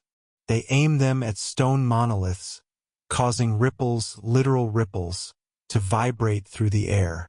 Another historical fact drifts to you. Some ancient cultures believed sound had the power to shape matter, a concept found in myths from Greece to Tibet. You trace the tuning fork shape with your finger and mumble, "So you weren't kidding." Further along, you spot something truly strange. One mural shows a group of people around a large disc embedded in the ground. They are kneeling, hands placed upon it, and above them, faint lines rise like strands of light being woven into the sky. The disc looks uncannily like the dais from the chamber you just left. You take a slow breath. Your breaths are starting to feel rehearsed. The corridor branches to the left, narrow and steep. A faint whispering sound echoes down it. Not voices, exactly, but something like vibrating air. Instinct tells you this is the direction the glowing map pointed toward. You turn left. The passage curves sharply, then slopes downward. Frost thickens on the floor, making each step a careful negotiation between balance and gravity. The whispering sound grows louder, still not vocal, but patterned, rhythmic, almost musical. You round a bend and suddenly enter a small alcove. At the center stands a pedestal with a spherical object resting atop it. The sphere glows faintly, swirling with colors like trapped auroras. You approach slowly. The sphere hums. You hum back without meaning to. The sphere seems delighted. You place your hand near it, not touching, just hovering. The colors shift, reacting to your presence. You feel something tug gently at your thoughts. Memories flutter. The cold of the ice shelf, the quiet street from Section 1, the engraved medallion, the soft snow falling over the buried mountains, the chamber that recognized you. The sphere pulses. Historians still debate whether ancient artifacts like this were ceremonial or functional. You whisper, but I'm starting to think the answer is yes. A flicker of light expands from the sphere, projecting a thin beam onto the wall behind it. The beam forms a symbol, the eye within the circle, then reshapes into a map. Not of Antarctica, of something deeper, something below. You swallow slowly. Your throat clicks louder than the hum. The map shows layered tunnels, chambers, and, far beneath, something enormous. Circular. Ringed. Almost like a buried city beneath a city. A whisper in your mind suggests this is where you're meant to go next. A louder whisper, your common sense, suggests this is a terrible idea. The sphere pulses again, as if voting for terrible ideas.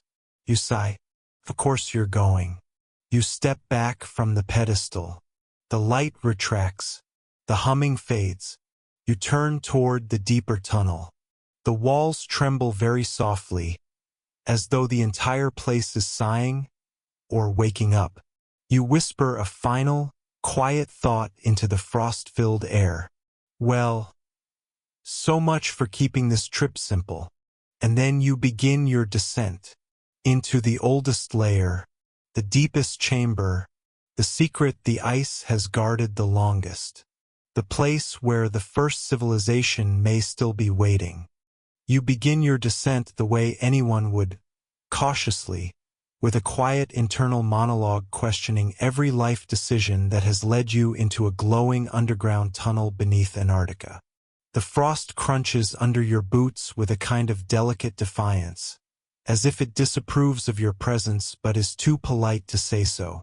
The air grows warmer as you go deeper, which is the first sign that something is definitively wrong, or right, or ancient, or all three. The walls change, shifting from rough stone to smoother surfaces that glimmer with patterns, spirals, constellations, and those strange concentric circles that seem to wink at you every time you pass. You brush your fingertips along one carving and the stone responds with a faint pulse of light, like a sleepy firefly greeting you in slow motion. You keep moving downward, and the tunnel begins to curve. The path becomes strangely rhythmic, almost like you're walking through the inside of a massive shell. The hum you heard earlier follows you, growing louder but never overwhelming, more like a deep, resonant purr. You inhale, and the air tastes faintly metallic, like copper warmed by sunlight. Illogical, impossible, comforting in a weird way. You reach a shallow step, then another, until you realize you're walking down a staircase carved into the earth with mathematical precision. Each step is perfectly measured, perfectly identical, almost as if engineered by someone who enjoyed symmetry a little too much. A subtle joke floats into your mind. If this really is the first civilization on Earth, It seems they invented obsessive architectural perfection long before modern humans discovered the joy of arguing over IKEA instructions. At the bottom of the stairwell, the tunnel opens into a chamber shaped like an inverted cone. The ceiling narrows to a single glowing point, while the floor spreads out beneath your boots like a quiet lake of polished stone. In the center stands a tall monolith, its surface shimmering with shifting patterns, moving script, flowing images, and the occasional flicker of something resembling a star chart. You approach slowly. The monolith recognizes you. A pulse of light travels down its surface, dividing into strands of blue and gold that curl toward your hands. You hover your palms inches above the stone, and the strands arch upward, like curious tendrils made of light. One strand reaches higher than the others and lingers directly between your eyes. You go slightly cross-eyed trying to look at it. The monolith does not apologize. You hear something, a faint vibration behind the hum of the chamber. It's not speech, not music, not wind. More like memory. A flash bursts across the monolith's surface, revealing a landscape illuminated in warm sunlight. Rolling hills, moving water, tall, elegant structures with curved roofs and crystalline spires. You recognize none of it, but you should. Something in your bones says you should. Another image appears. A group of towering figures working together around a giant circular device embedded in the ground. They place their hands on it exactly like the mural you saw earlier. Threads of light rise around them in spiraling arcs. You whisper softly, "So it wasn't just symbolism." A major historical fact drifts through your thoughts. Some ancient cultures believed that knowledge wasn't merely preserved.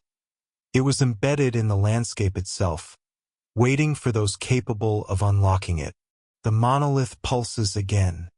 Your vision flickers. The chamber around you wavers and doubles. You blink quickly. The monolith responds by growing brighter, like a teacher gently encouraging you to pay attention. Another set of images flashes.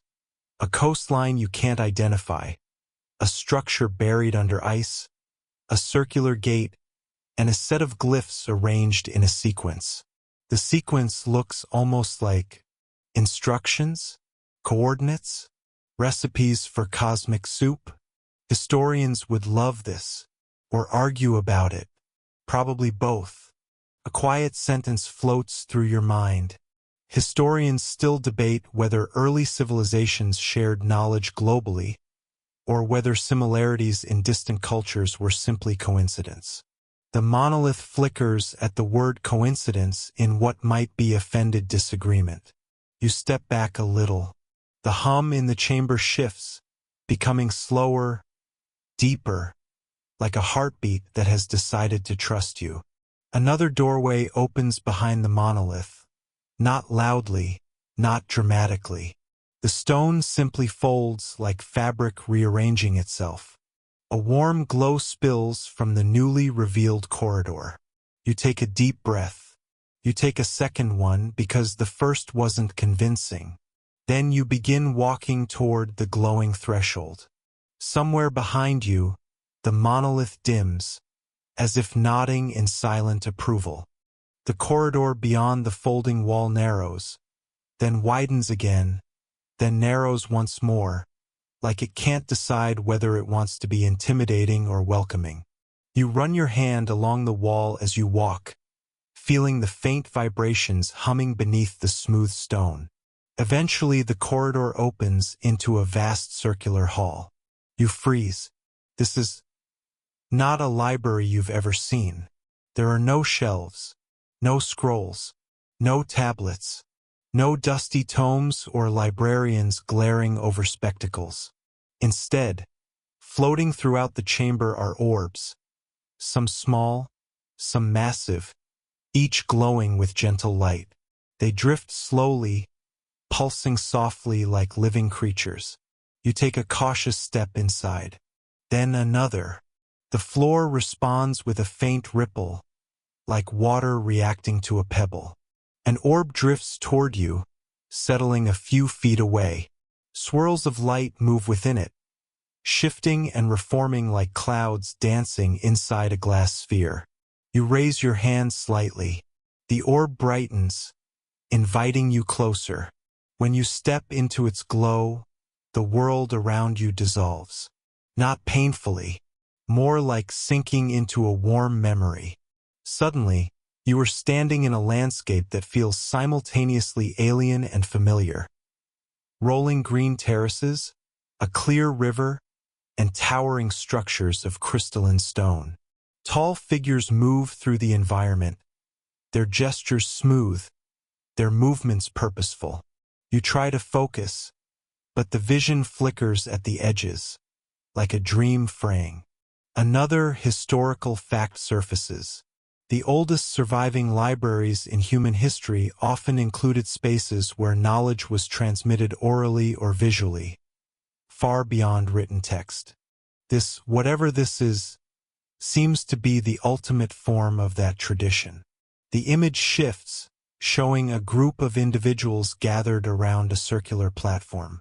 They place their hands on it, and threads of light rise upward, the same threads you saw in earlier chambers. Then another orb floats close, connecting with the first. The visions overlap, merging and diverging like braided light. You see the rise of a civilization, the shaping of cities, the harnessing of energy, the calm beauty of rituals conducted with precision and meaning. You also see something else, a change, a shift. The skies darken, water freezes, mountains crack beneath sheets of expanding ice. The people gather at the great circular structure, one much larger than the dais you encountered earlier. They touch its surface, activating glyphs that ripple outward. And then the vision fades. You're back in the hall. The floor beneath you stabilizes. Your breath comes slow and soft. The orb pulses once, as if acknowledging you've seen enough. Another orb drifts forward, smaller and dimmer. Curiosity nudges you closer. Inside this orb you see something far simpler. A group of the ancient people teaching children. They place small objects in the children's hands. Tiny replicas of the tuning fork devices, carved from some glowing mineral. The children practice forming ripples in the air. You smile. This, surprisingly, might be the first cute moment you've had underground in hours. A subtle joke whispers through your mind. Even the first civilization on Earth probably had homework. The orb dims, floating away. You wander deeper through the hall, moving among drifting lights that seem to map the rise and fall of an entire world.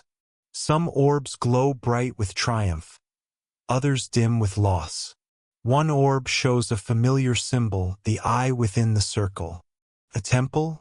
A crest? A warning? An obscure cultural tidbit rises in your thoughts. Archaeologists sometimes find motifs repeated across continents with no clear historical pathway, leaving their origins unexplained. You wonder if this symbol is one of them, if it somehow echoed through time long after the civilization itself vanished beneath ice. You walk to the center of the hall, where a larger orb floats suspended just above an elevated platform. Its glow is soft yet warm, almost maternal. You step closer and the orb brightens. You touch the air beneath it, not the orb itself, just the warmth radiating from it. And something extraordinary happens. The orb projects a map in the air, three-dimensional, rotating, intricate.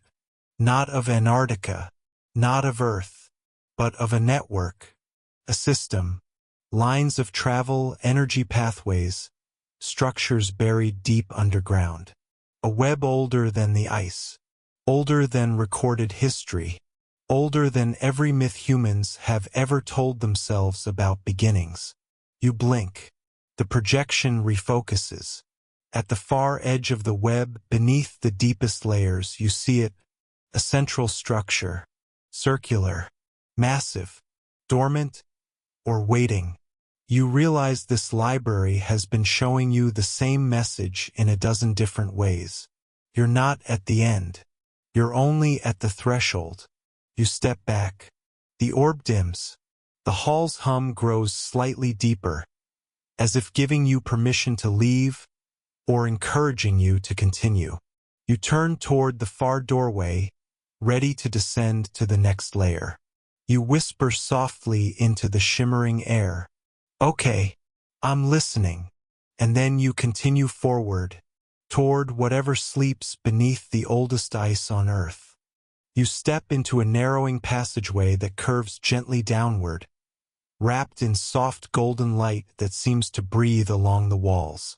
The air grows warmer again, not uncomfortably, but in a way that feels like you're being welcomed deeper into something ancient, something aware. As you walk, you become aware of a faint sound echoing ahead. Not humming this time, not the heartbeat-like resonance of earlier rooms.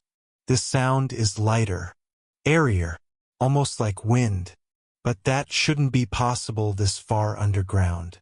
Still, you follow it. The corridor opens into a high, domed chamber, so vast your footsteps echo in a soft, feathered way that makes you feel like you're walking on the memory of a cloud rather than stone. The dome above you is carved with swirling channels and arcs, forming an intricate pattern that pulls your gaze upward. Then the impossible happens. The dome comes alive. Ripples of translucent light sweep across its surface, clearing like mist parting. Beneath the shifting glow, you see sky, actual sky, a sweeping luminous canopy of stars, constellations, drifting clouds, and soft sunlit hues. It moves slowly, gently, like a living mural mimicking the pulse of day and night. You stare, unable to blink properly for several seconds. It takes your brain a moment to accept that you are standing in an underground chamber looking at a sky that seems to respond to your breath. A soft breeze brushes your cheek.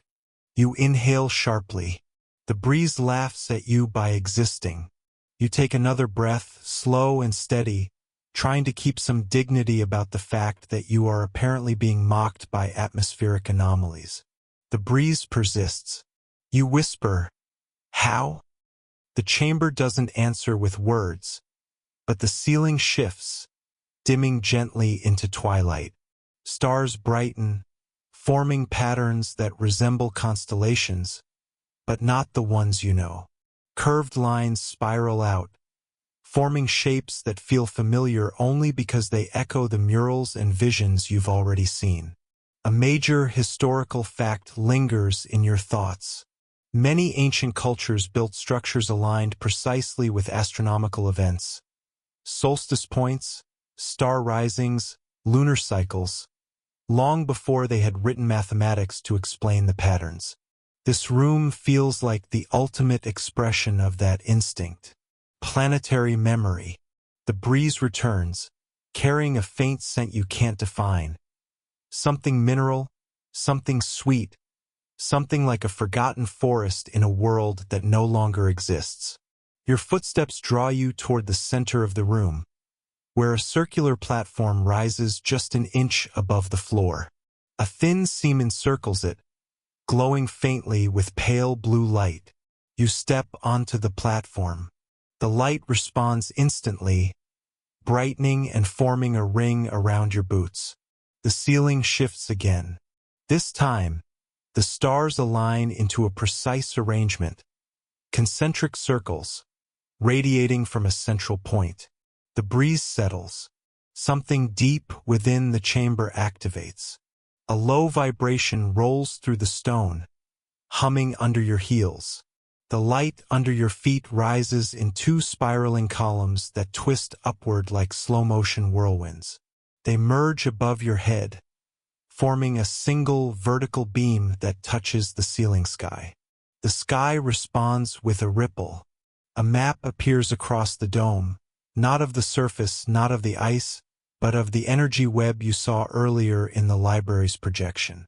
Except now it's more detailed, more vivid, more alive.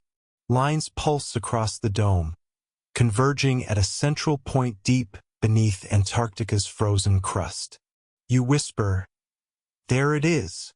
The chamber agrees by brightening. The convergence point glows like a sun, radiating outward. You see tunnels, shafts, vertical caverns, ancient structures buried so deep they might as well be at Earth's core. One structure stands out, circular, massive, perfect ring. Then another image forms, transparent, floating over the map. A great gate, a device, a ring of stone and light. You've seen echoes of it in carvings, in murals, in visions inside the orbs. The first civilization built something extraordinary, something that required great energy, something that connected somewhere. Historians would never believe this, or worse, believe it too much. A quiet, scholarly uncertainty drifts through your thoughts. Historians still debate whether ancient myths describing gates or doors to the heavens were metaphorical, ritualistic, or based on real structures no longer visible today. The dome flickers once, acknowledging the debate by not acknowledging it at all. The chamber then dims, letting the starlight fade back into soft glimmers. The platform beneath you lowers slightly, encouraging you to step off. You take a breath, then another. Then you begin walking again, toward a narrow archway illuminated by a warm, golden pulse. The breeze follows you out, as if gently nudging you forward. The archway leads you into a long hall that curves subtly to the right, then straightens, then curves again. The air is warmer here, humming softly with a resonance that feels almost melodic. You pause before entering fully, recognizing the sound. It isn't wind. It isn't machinery. It isn't the hum from earlier rooms. It is singing, a low, harmonic singing, like a choir humming a single, endless note from a great distance. You step inside. Both walls of the hall are lined with tall, vertical panels, shimmering surfaces that resemble mirrors but behave nothing like them. Instead of reflecting your image, each panel shows shifting shapes, silhouettes, shadows, moving lights, and ghost-like outlines of figures you don't recognize.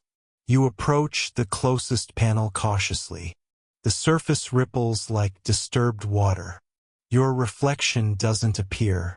Instead, the silhouette in the panel tilts its head slightly, observing you. You lean in. It leans back. You take a step to the left. It moves in the opposite direction. You whisper, "You're not me." The panel ripples in agreement. The next panel shows something different. Glowing shapes moving in rhythmic patterns, like a dance performed by figures made of translucent smoke. You watch for a moment mesmerized. A faint thought rises. Are these memories? Echoes of the civilization that lived here? Simulations? Records? The singing hum deepens, resonating through the floor. Another panel displays the image of a towering figure. Tall, elegant, its body composed of shifting lines of soft light. It stands with hands clasped in front of it, as though waiting or watching. Then it lifts one hand, palm outward. You lift yours instinctively. The figure lowers its palm. You exhale a faint laugh at the accidental refusal handshake. Then the panel darkens, the figure dissolving like mist. As you walk further, the panels shift again, showing scenes. A vast city bathed in gold. A procession of luminous beings. A carving of the central circular structure. A storm of ice swallowing a coastline. A map being etched onto stone by glowing tools. Each panel flickers in and out, like they're showing incomplete memories. or memories intentionally fragmented. A major historical fact enters your mind. Some ancient cultures preserved knowledge through visual storytelling and ritual reenactments, not through writing, meaning entire histories could vanish if the chain of preserved memory was broken. These panels feel like attempts to preserve memory visually, but damaged over time. As you walk deeper, the singing hum harmonizes, splitting into layers, higher tones weaving above lower ones.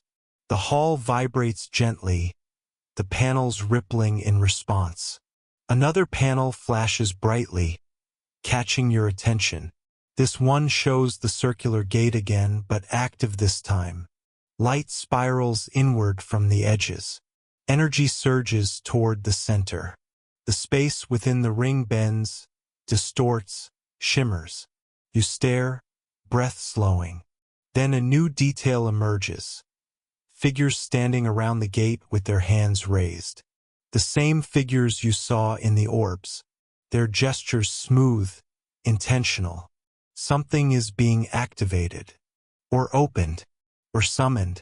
Then, like a candle being blown out, the image collapses. The panel goes dark. You step back slightly, heartbeat steady but slower than before. You continue down the hall, noticing that the panels grow smaller as you move forward. Their images become simpler lines, shapes, spirals. Like the entire history of the civilization is being distilled into pure symbols. Near the end of the hall, you find a panel that displays a single, glowing circle.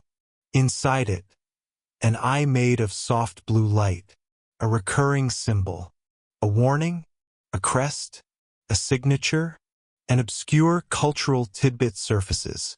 Some ancient societies believed symbols were living entities, capable of guiding, teaching, or even protecting those who carried them. The glowing eye pulses once. Then the doorway at the end of the hall brightens. The singing hum fades, replaced by a deep, steady vibration you recognize instantly. The same energy signature from the map. The same one from the monolith. The same one from the earliest chambers. You step through the doorway, and the floor slopes downward again. Another passage. Another threshold. You realize what lies ahead. You are approaching the deepest structure. The central ring.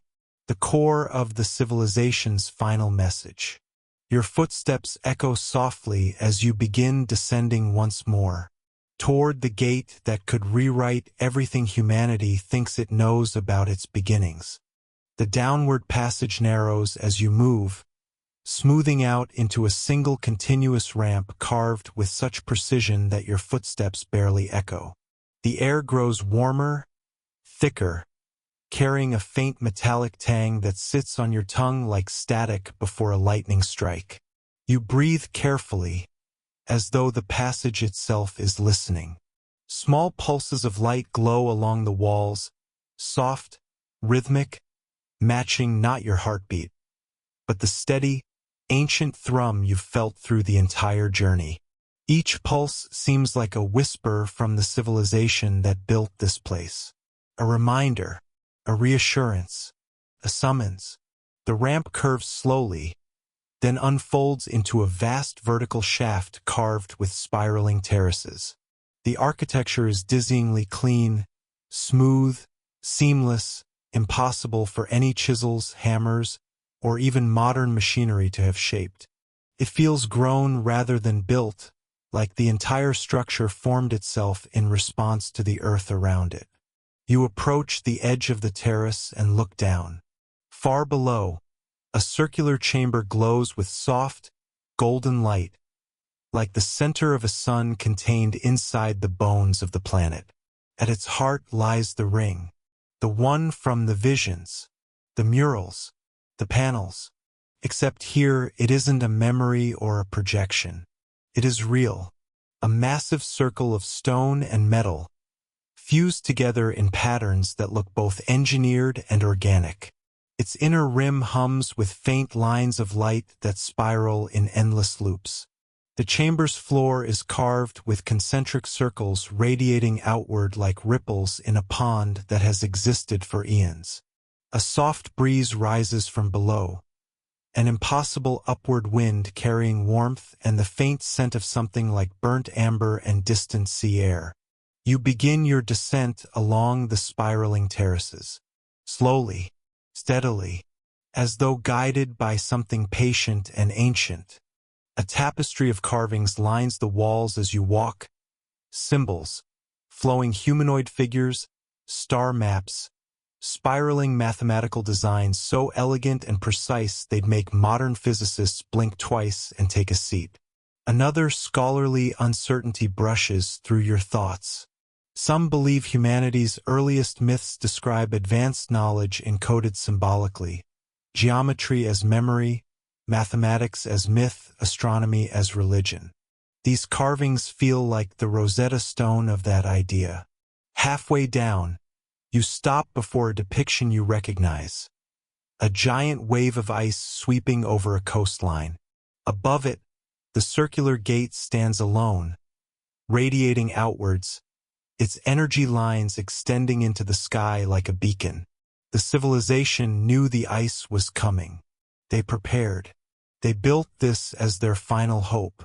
You continue descending, the hum growing stronger with every step.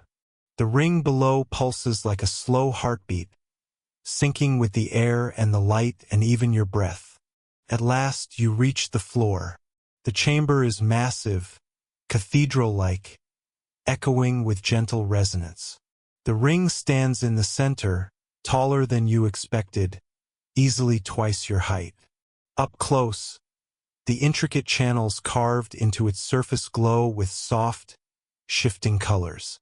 Not random, rhythmic, musical, almost conversational. You step closer. The light inside the ring brightens. You whisper, "I'm here," and the ring answers by pulsing once, calmly, purposefully, like a door knocking back. You stand before the great ring of the first civilization, feeling the warmth it radiates. Not burning, not dangerous, but deeply alive. As though the material itself remembers every pair of eyes that ever looked into it. The humming deepens. A thin band of light traces the inner edge of the ring, forming a silent halo.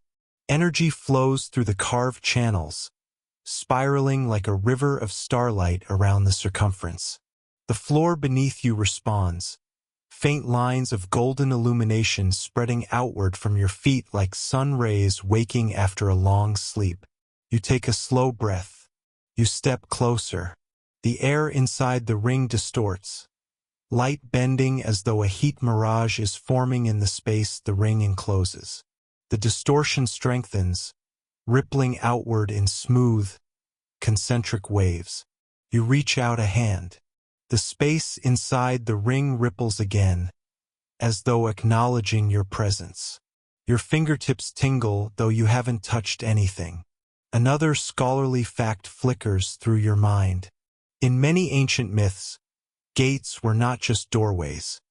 They were moments, thresholds, transitions between states of being, literal or symbolic.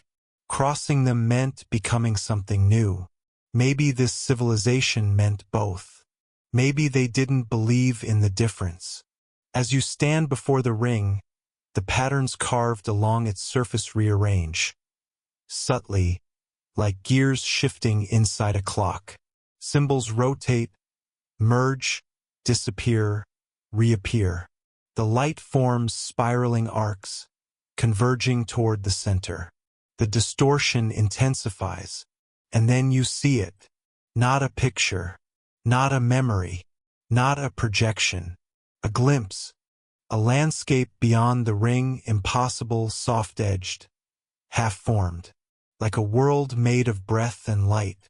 You see towering structures shaped from curves instead of angles, glowing rivers flowing upward into floating islands, a sky with two suns or maybe one sun mirrored. You blink. The vision shifts, now it shows something else. A vast chamber filled with the luminous beings you've seen in the panels. Their forms drift like smoke shaped by intention. Their gestures slow and graceful. Their eyes glowing softly. Then the image collapses into light. The ring pulses once more. You feel, not a voice, not a command, but an invitation. The air grows still. The warmth increases. The spiraling lights sharpen. For a moment you don't move. Then the floor beneath you brightens, sending a final, gentle pulse toward the ring. You step forward. The energy inside the ring flares. Not violently, not loudly, but like a sunrise condensed into an instant. Warm, bright, peaceful. The hum crescendos. The chamber breathes. You cross the threshold. Light wraps around you in a soft, weightless cascade, and the world dissolves into golden silence. Everything becomes still. Everything becomes bright. Everything waits. You enter the light, not the bright, aggressive kind that yells at your eyelids like a medieval rooster with anger issues, but a soft, pearly glow that seems to understand you haven't fully recovered from, well, everything. Feels like slipping into warm snow. A contradiction, yes, but the whole place is built on contradictions, so you let it slide. You land gently, or possibly, the ground rises to meet you. Historians still debate whether ancient civilizations designed floors that were considerate of clumsy travelers. But you decide yes. It's funnier that way. When you open your eyes, the first thing you notice is that the sky is wrong. Not night, not day, a sort of shimmering twilight, as if the sun is politely waiting for permission to rise. Buildings surround you, tall, curved, white stone rising like frozen waves. They feel ancient, but impossibly smooth, as if polished by time rather than touched by it. A faint hum vibrates under your feet, like the city itself is breathing. You walk forward, feeling the air shift around you. There are no people, but somehow you feel watched. Not in a creepy shadow in the corner way, but in a grandma making sure you ate enough way. As you pass an archway, symbols glow faintly along its edges. You don't understand the language, of course, unless you're secretly 40,000 years old and forgot to mention it. Still, the meaning coalesces in your mind. Welcome back. Well, this is awkward. You take a few hesitant steps deeper into the city, where the pathways twist in gentle spirals. The architecture feels biomorphic, not grown, but shaped to mimic things that grow. A memory surface flickers nearby, a stone pool filled with liquid light. You glance inside. The surface ripples. Images swirl. You see silhouettes, dancing in circles. Rituals beneath auroras. Children sitting beside strange glowing fountains. Towering structures rising out of ice like spears of memory. Then the surface calms and shifts, revealing you, or someone who looks like you, wearing robes and a medallion shaped like a broken ring. Your reflection turns its head slightly, studying you. Not a mirror, not a dream, a memory. Your heartbeat stumbles. So does your breath. And you're pretty sure your sense of identity just filed a complaint with HR. The vision fades as you step back, almost tripping on the smooth floor, which again, adjusts itself so you don't fall. The considerate architecture deserves a thank you note. Straight ahead, a wide staircase leads into a grand hall. Inside, pillars glow with soft blue veins of light, as if holding the sky in place. A gentle voice, neither male nor female, echoes around you. Seek the vault of echoes. The answers you want are there. Lovely, disembodied advice. Just what you needed. With a deep, calming breath, the kind your smartwatch keeps reminding you to take. You follow the whisper toward a glowing corridor that seems to open for you as you approach. Somewhere behind you, the memory surface ripples again, and the city hums, as if it remembers more than you do. The corridor feels like walking inside a glacier made of light, curves gently downward, widening as it goes. You hear a faint resonance under your steps. Not quite music, not quite machinery. As you reach the bottom, the corridor opens into a massive circular chamber. The Vault of Echoes. It doesn't look like a vault. It looks like a cathedral someone built inside the heart of an iceberg. Columns shaped like spirals rise to a domed ceiling filled with constellations. Not the ones you know, but older ones. Constellations that look slightly incorrect, like the sky hasn't yet settled into its modern shape. At the center stands a platform of obsidian. Floating above it is something that looks suspiciously like a snowflake made of glass and starlight. You step closer, and the object turns toward you. Yes, turns, as if acknowledging your presence.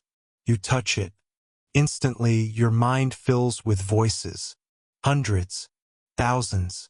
Soft, layered, ancient, like snow falling in reverse. Images flash, towers of light rising from the ice. Enormous beings sculpting stone with their hands. Rituals that use sound instead of words. Maps of Earth before Earth looked like this. A something under Antarctica glowing like a buried sun. Then, you see them. Not quite human. Not quite alien. Beings with elongated skulls, pale skin, luminous eyes, and bodies draped in almost weightless fabric. They look peaceful, focused, old in the way mountains are old. And they are watching you. One of them steps closer in the vision or memory or hallucination. Scholars still debate what counts as a hallucination if it's technically happening in a mythic ice city. We were caretakers. The voice is soft but powerful. We shaped this continent when the world was young. The vision shifts, storms, shifting poles, seas rising. When the sky changed, we preserved memory here. And we waited. The figure looks directly into your mind. You are the first to return who carries our echo. Then the visions collapse into spiraling light. You stagger, gripping the platform as your breathing stutters. The snowflake device floats calmly, probably wondering why you can't handle ancient cosmic revelations before breakfast. When you regain balance, the vault lights dim slightly, almost sympathetically. A new doorway opens in the far wall, path lit in soft gold. The message is clear. Keep going. One last glance at the floating artifact, the heart of memory, and you step toward the hallway. Somewhere above the chamber, the ancient city hums again, as if the past is finally waking up. The golden-lit hallway curves like a river of warm firelight. It feels different from the rest of the ancient city. Not cold, not glacial, but almost inhabited. As if the air remembers footsteps. Your own feel too loud, too modern, too squeaky in comparison. The corridor opens into a vast circular room, its ceiling shaped like an overturned bowl of translucent ice. Soft luminescent strands drift across it, like glowing snowflakes deciding to do interpretive dance. At the center of the chamber is a large stone table. Simple, uncarved, except for a single indentation in the middle, the shape of a ring. The same ring symbol you saw earlier. Around the table are towering obelisks of frosted glass, arranged with almost mathematical precision. Each one holds projected images inside it.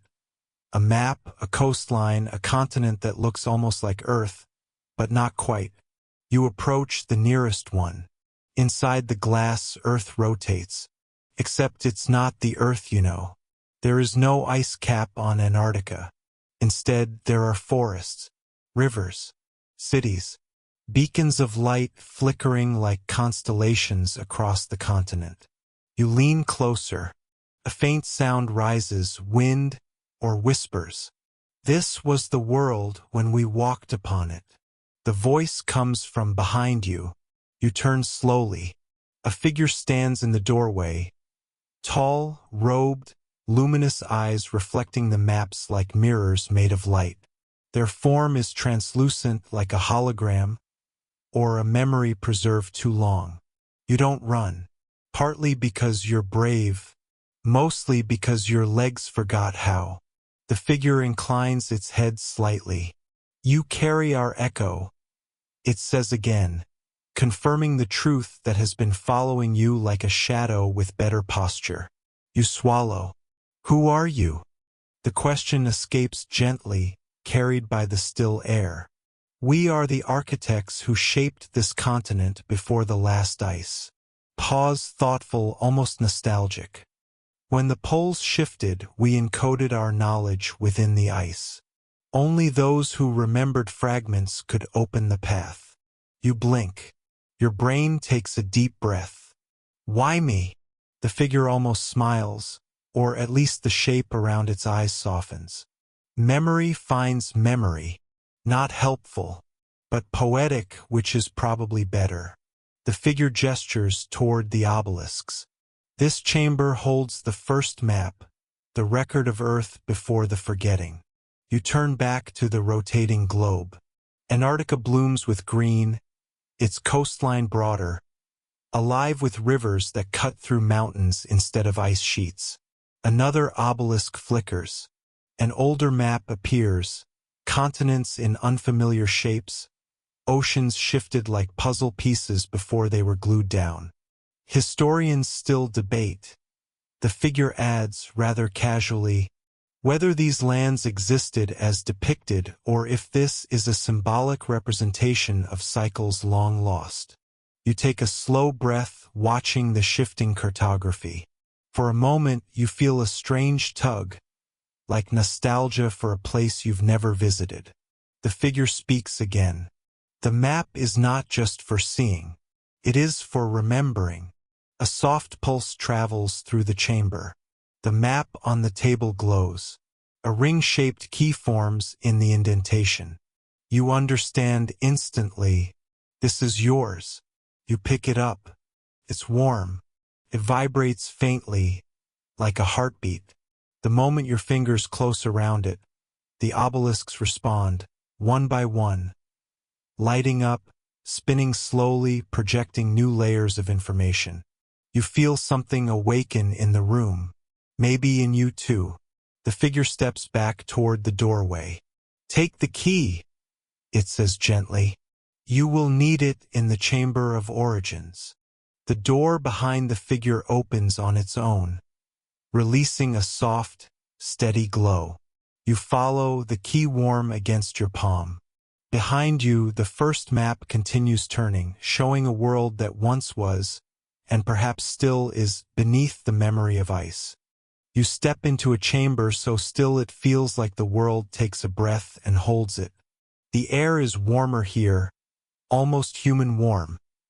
A disconcerting change after so much icy serenity. A circular platform rises in the center, its edges traced with faint golden runes that flicker like embers waiting for a story to begin. Above it hangs a shimmering sphere of water, suspended, unaffected by gravity, rippling gently as if stirred by an unseen hand. It reflects the entire room, walls, lights, and you, but everything in it looks slightly older, slightly more mythic, like a memory wearing ceremonial robes. The translucent figure appears again at your side. This, it says softly, is the Chamber of Origins. All beginnings converge here. You wonder whether all beginnings includes the time you tried to reinvent yourself in 7th grade by wearing a fedora. Probably not. The figure motions to the floating sphere. Touch it. Your hand hesitates. A natural instinct. Humans have survived for thousands of years by not touching mysterious glowing orbs in forgotten city vaults. But here you are. You reach out. Your fingers brush the surface. The sphere melts instantly into a wave of images.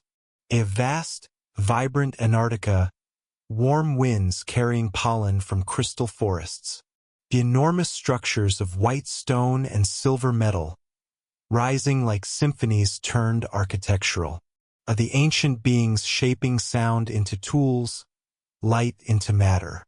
A pulse beneath the earth, a core of memory, or a shimmering lattice of energy connecting every mind in the city. Then you see their fall.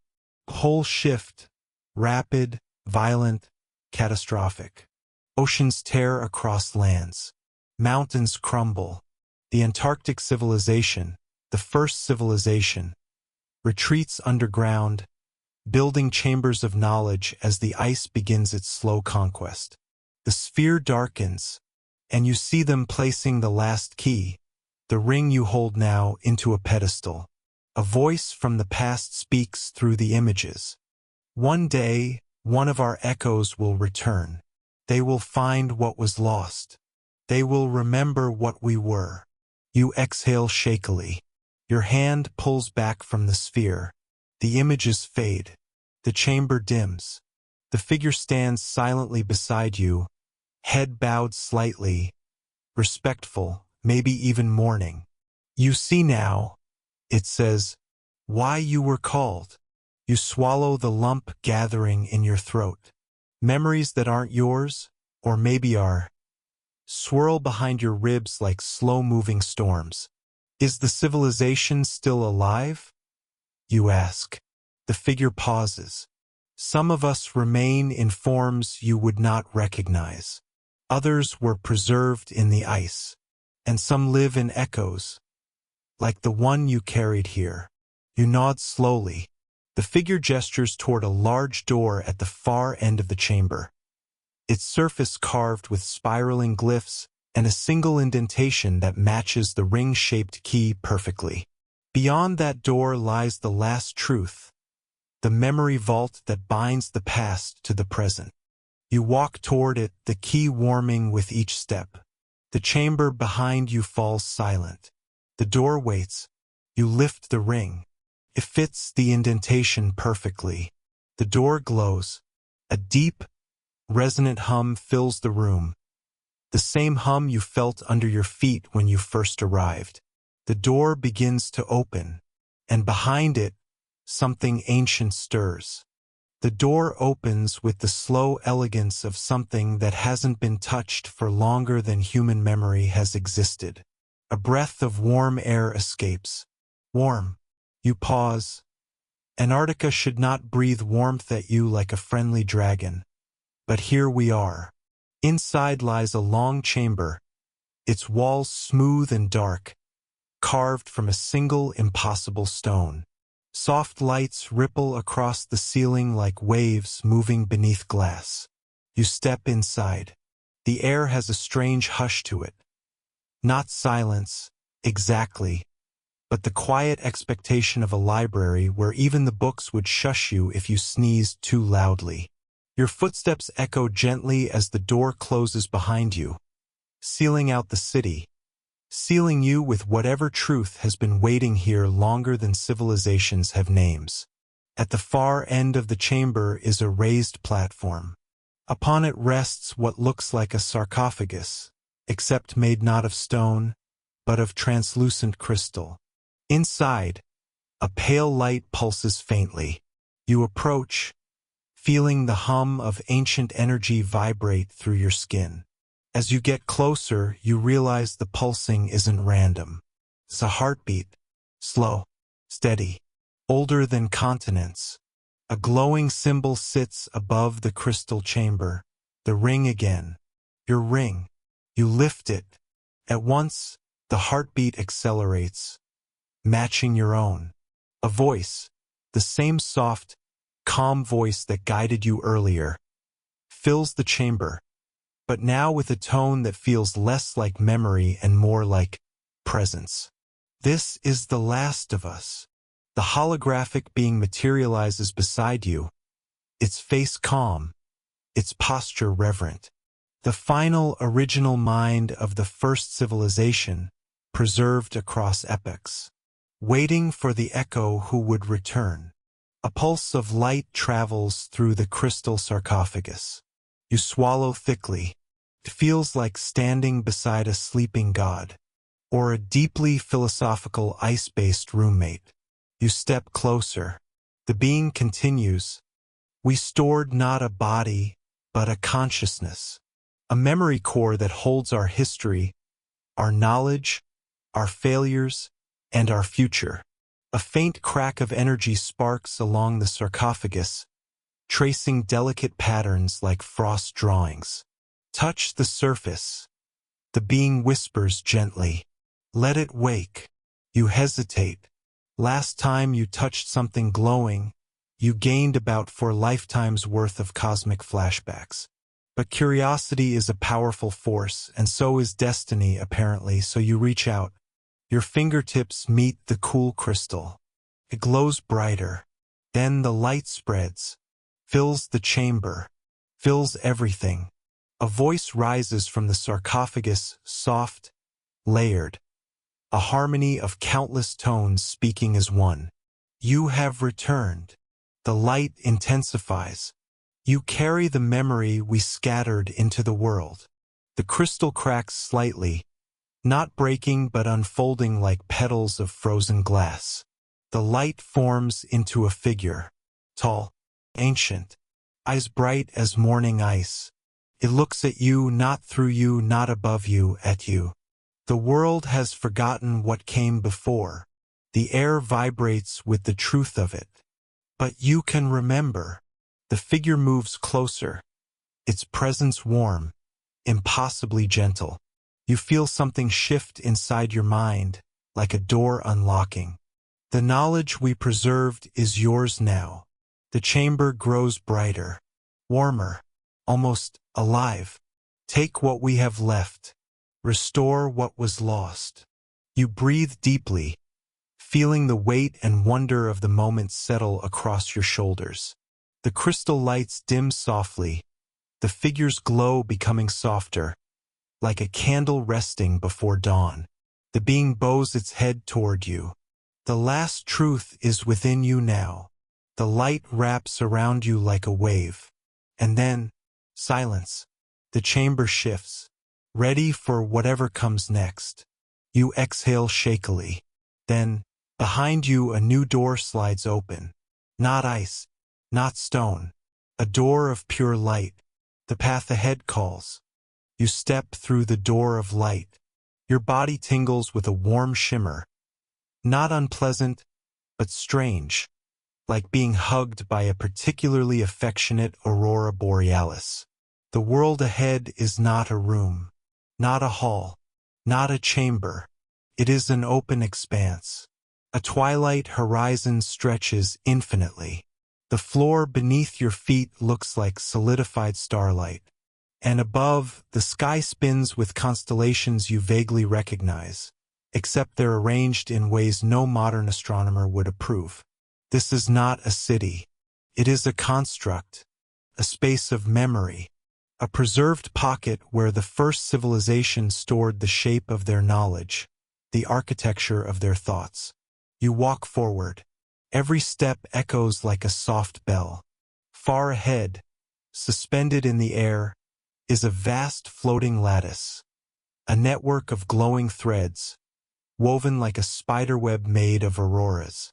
The holographic guide appears beside you again, though dimmer this time, as if the closer you get to truth, the less it needs to show itself.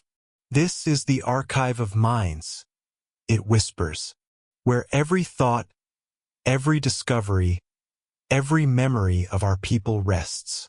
The lattice pulses, sending ripples of light outward. You study it closely. Inside its web you see cities blooming like stars, rituals shaping energy through sound, immense libraries built out of ice and resonance. At the moment they realized the poles would shift and that their world would be erased, Their decision to preserve a wisdom humanity was not yet ready for. And then you see something unexpected. Your face, your form, woven into the lattice as a small glow. Your echo was born long after our fall, the guide murmurs. A fragment of our knowledge placed into the flow of time, waiting for a mind that could hold it. You exhale slowly. No pressure. Take your place. The lattice opens slightly, creating a pathway of light that rises toward it like a glowing staircase. Your feet move before your mind fully approves. The closer you get, the warmer the air feels, like memory itself is brushing your skin. When you reach the top, a small node of light detaches from the web and floats toward you. It circles your head once, humming softly like a gentle, ancient lullaby. Then it settles into your chest. You inhale sharply as a wave of clarity washes over you. Not overwhelming, not painful, just complete. You feel knowledge settle into place, not as images but as understanding. How their energy worked, how they shaped ice and sound, how they preserved consciousness, why they left clues scattered across continents, why they needed someone to return. Behind you, the guide's voice is almost a whisper now. It is done. Our story continues in you. The lattice glows brighter for a moment, as if acknowledging your presence. An echo returned to its source. Then it slowly dims. A soft breeze, impossible, gentle, comforting, brushes your shoulders. The door of light opens again behind you. Path leading somewhere. Forward, back, above, below. It doesn't matter. The knowledge is yours now. And Antarctica waits. You step back through the doorway of light. For a heartbeat, maybe two, the world dissolves into a soft, radiant haze. Shapes blur. Time loosens around you like a belt after a long dinner. Then the Antarctic air snaps back into place. Cold, sharp, familiar.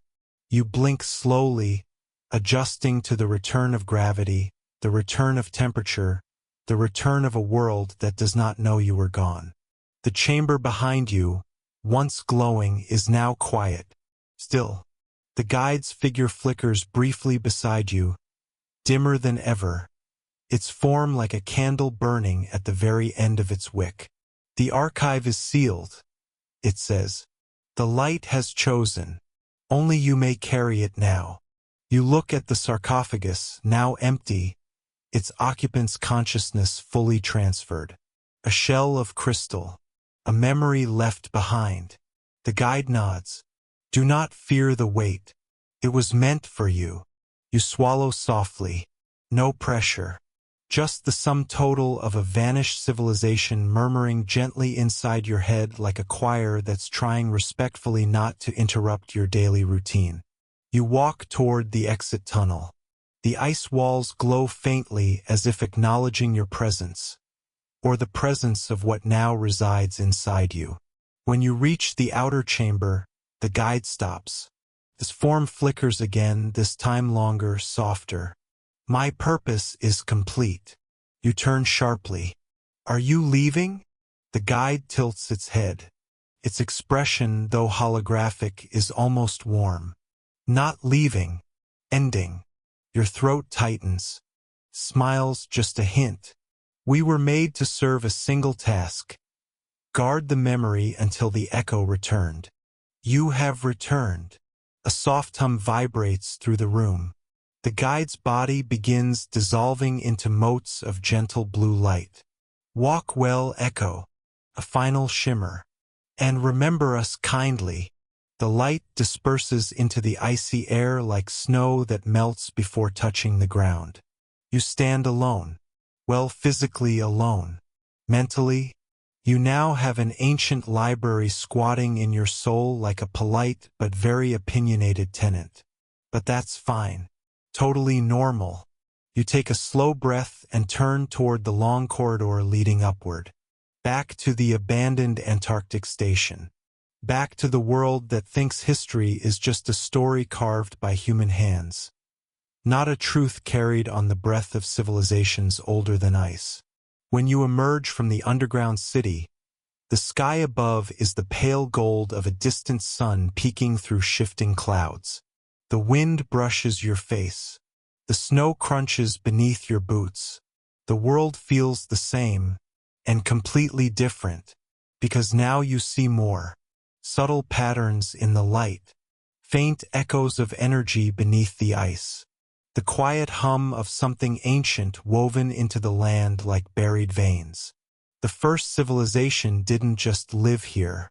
They left a pulse, a map, a warning, a hope. And now you understand why. You pull your coat tighter. Start walking across the empty white. The adventure that brought you here is over. But the purpose waiting for you? That's just beginning. You board the tiny charter plane waiting at the remote weather outpost, the one whose pilot didn't ask questions because people who fly to Antarctica alone always seem to be running from something or toward something. As the plane lifts off, the ground shrinks below you. The cracks in the ice form branching lines like ancient runes. Lines you never noticed before. Lines you now understand were not random. The pilot glances back at you. You look different, he says lightly. Tired, but lighter. You manage a soft, vague smile. If only he knew. Clouds swallow the plane as sunlight scatters across the wings. While you fly, the new knowledge inside you begins to gently unspool itself, like a slow-moving tide of memory rising through your thoughts. You don't see images.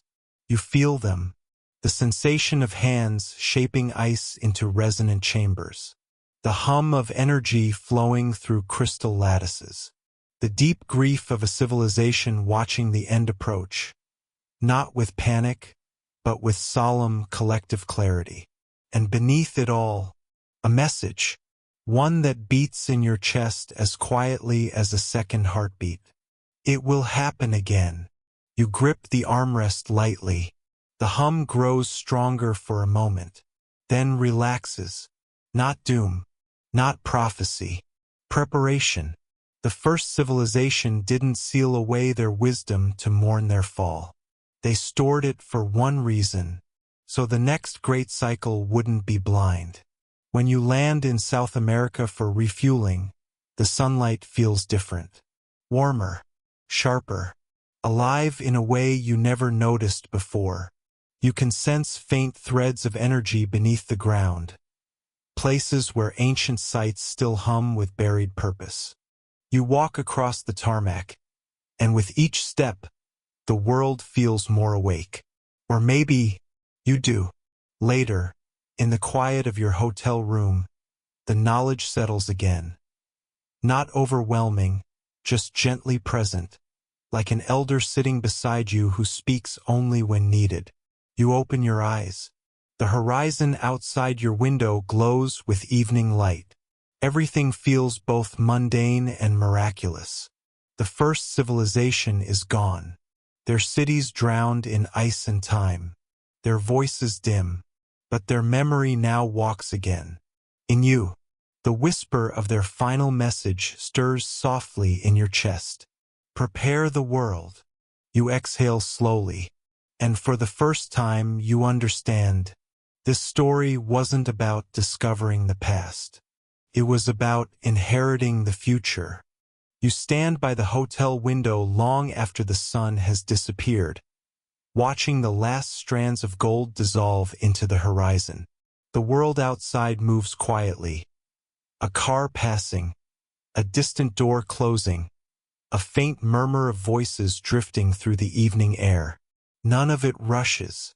None of it demands. It's all just gentle, as if the world, too, is trying to wind down after everything that has happened under the Antarctic sky. You rest your hands on the cool windowsill and close your eyes.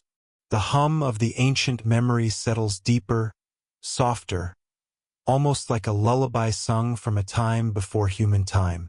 A warmth spreads through you, not bright, not overwhelming, just steady, like a lantern glowing in a long hallway. Your breathing slows without effort. The shadows in the room lengthen. The air grows still. You think of the ice caverns, of the quiet cities buried beneath the world, of the shimmering figure who bowed toward you before dissolving into light. Their final words echo faintly, but even those echoes grow softer now, stretching themselves out like long notes on a drifting instrument. Nothing presses for attention anymore. Nothing urgent remains. The world is wide and patient and unhurried. You breathe again, slower than before, and the room seems to sway gently with you, as though rocking in a deep, slow tide. The ancient knowledge inside you curls up quietly, not speaking, not guiding, simply resting, waiting, dreaming its long dream beside your own. Outside, the sky darkens fully. A single star appears, then another. You feel their light. You feel the stillness between them. You feel the vastness of everything softening. And as your eyes grow heavier, the world settles into silence with you, a silence shaped by ice, by memory, and by the quiet certainty that tomorrow can wait. Tonight is for rest, just breathing, just the long, gentle calm, after the oldest story on earth finally whispers itself closed.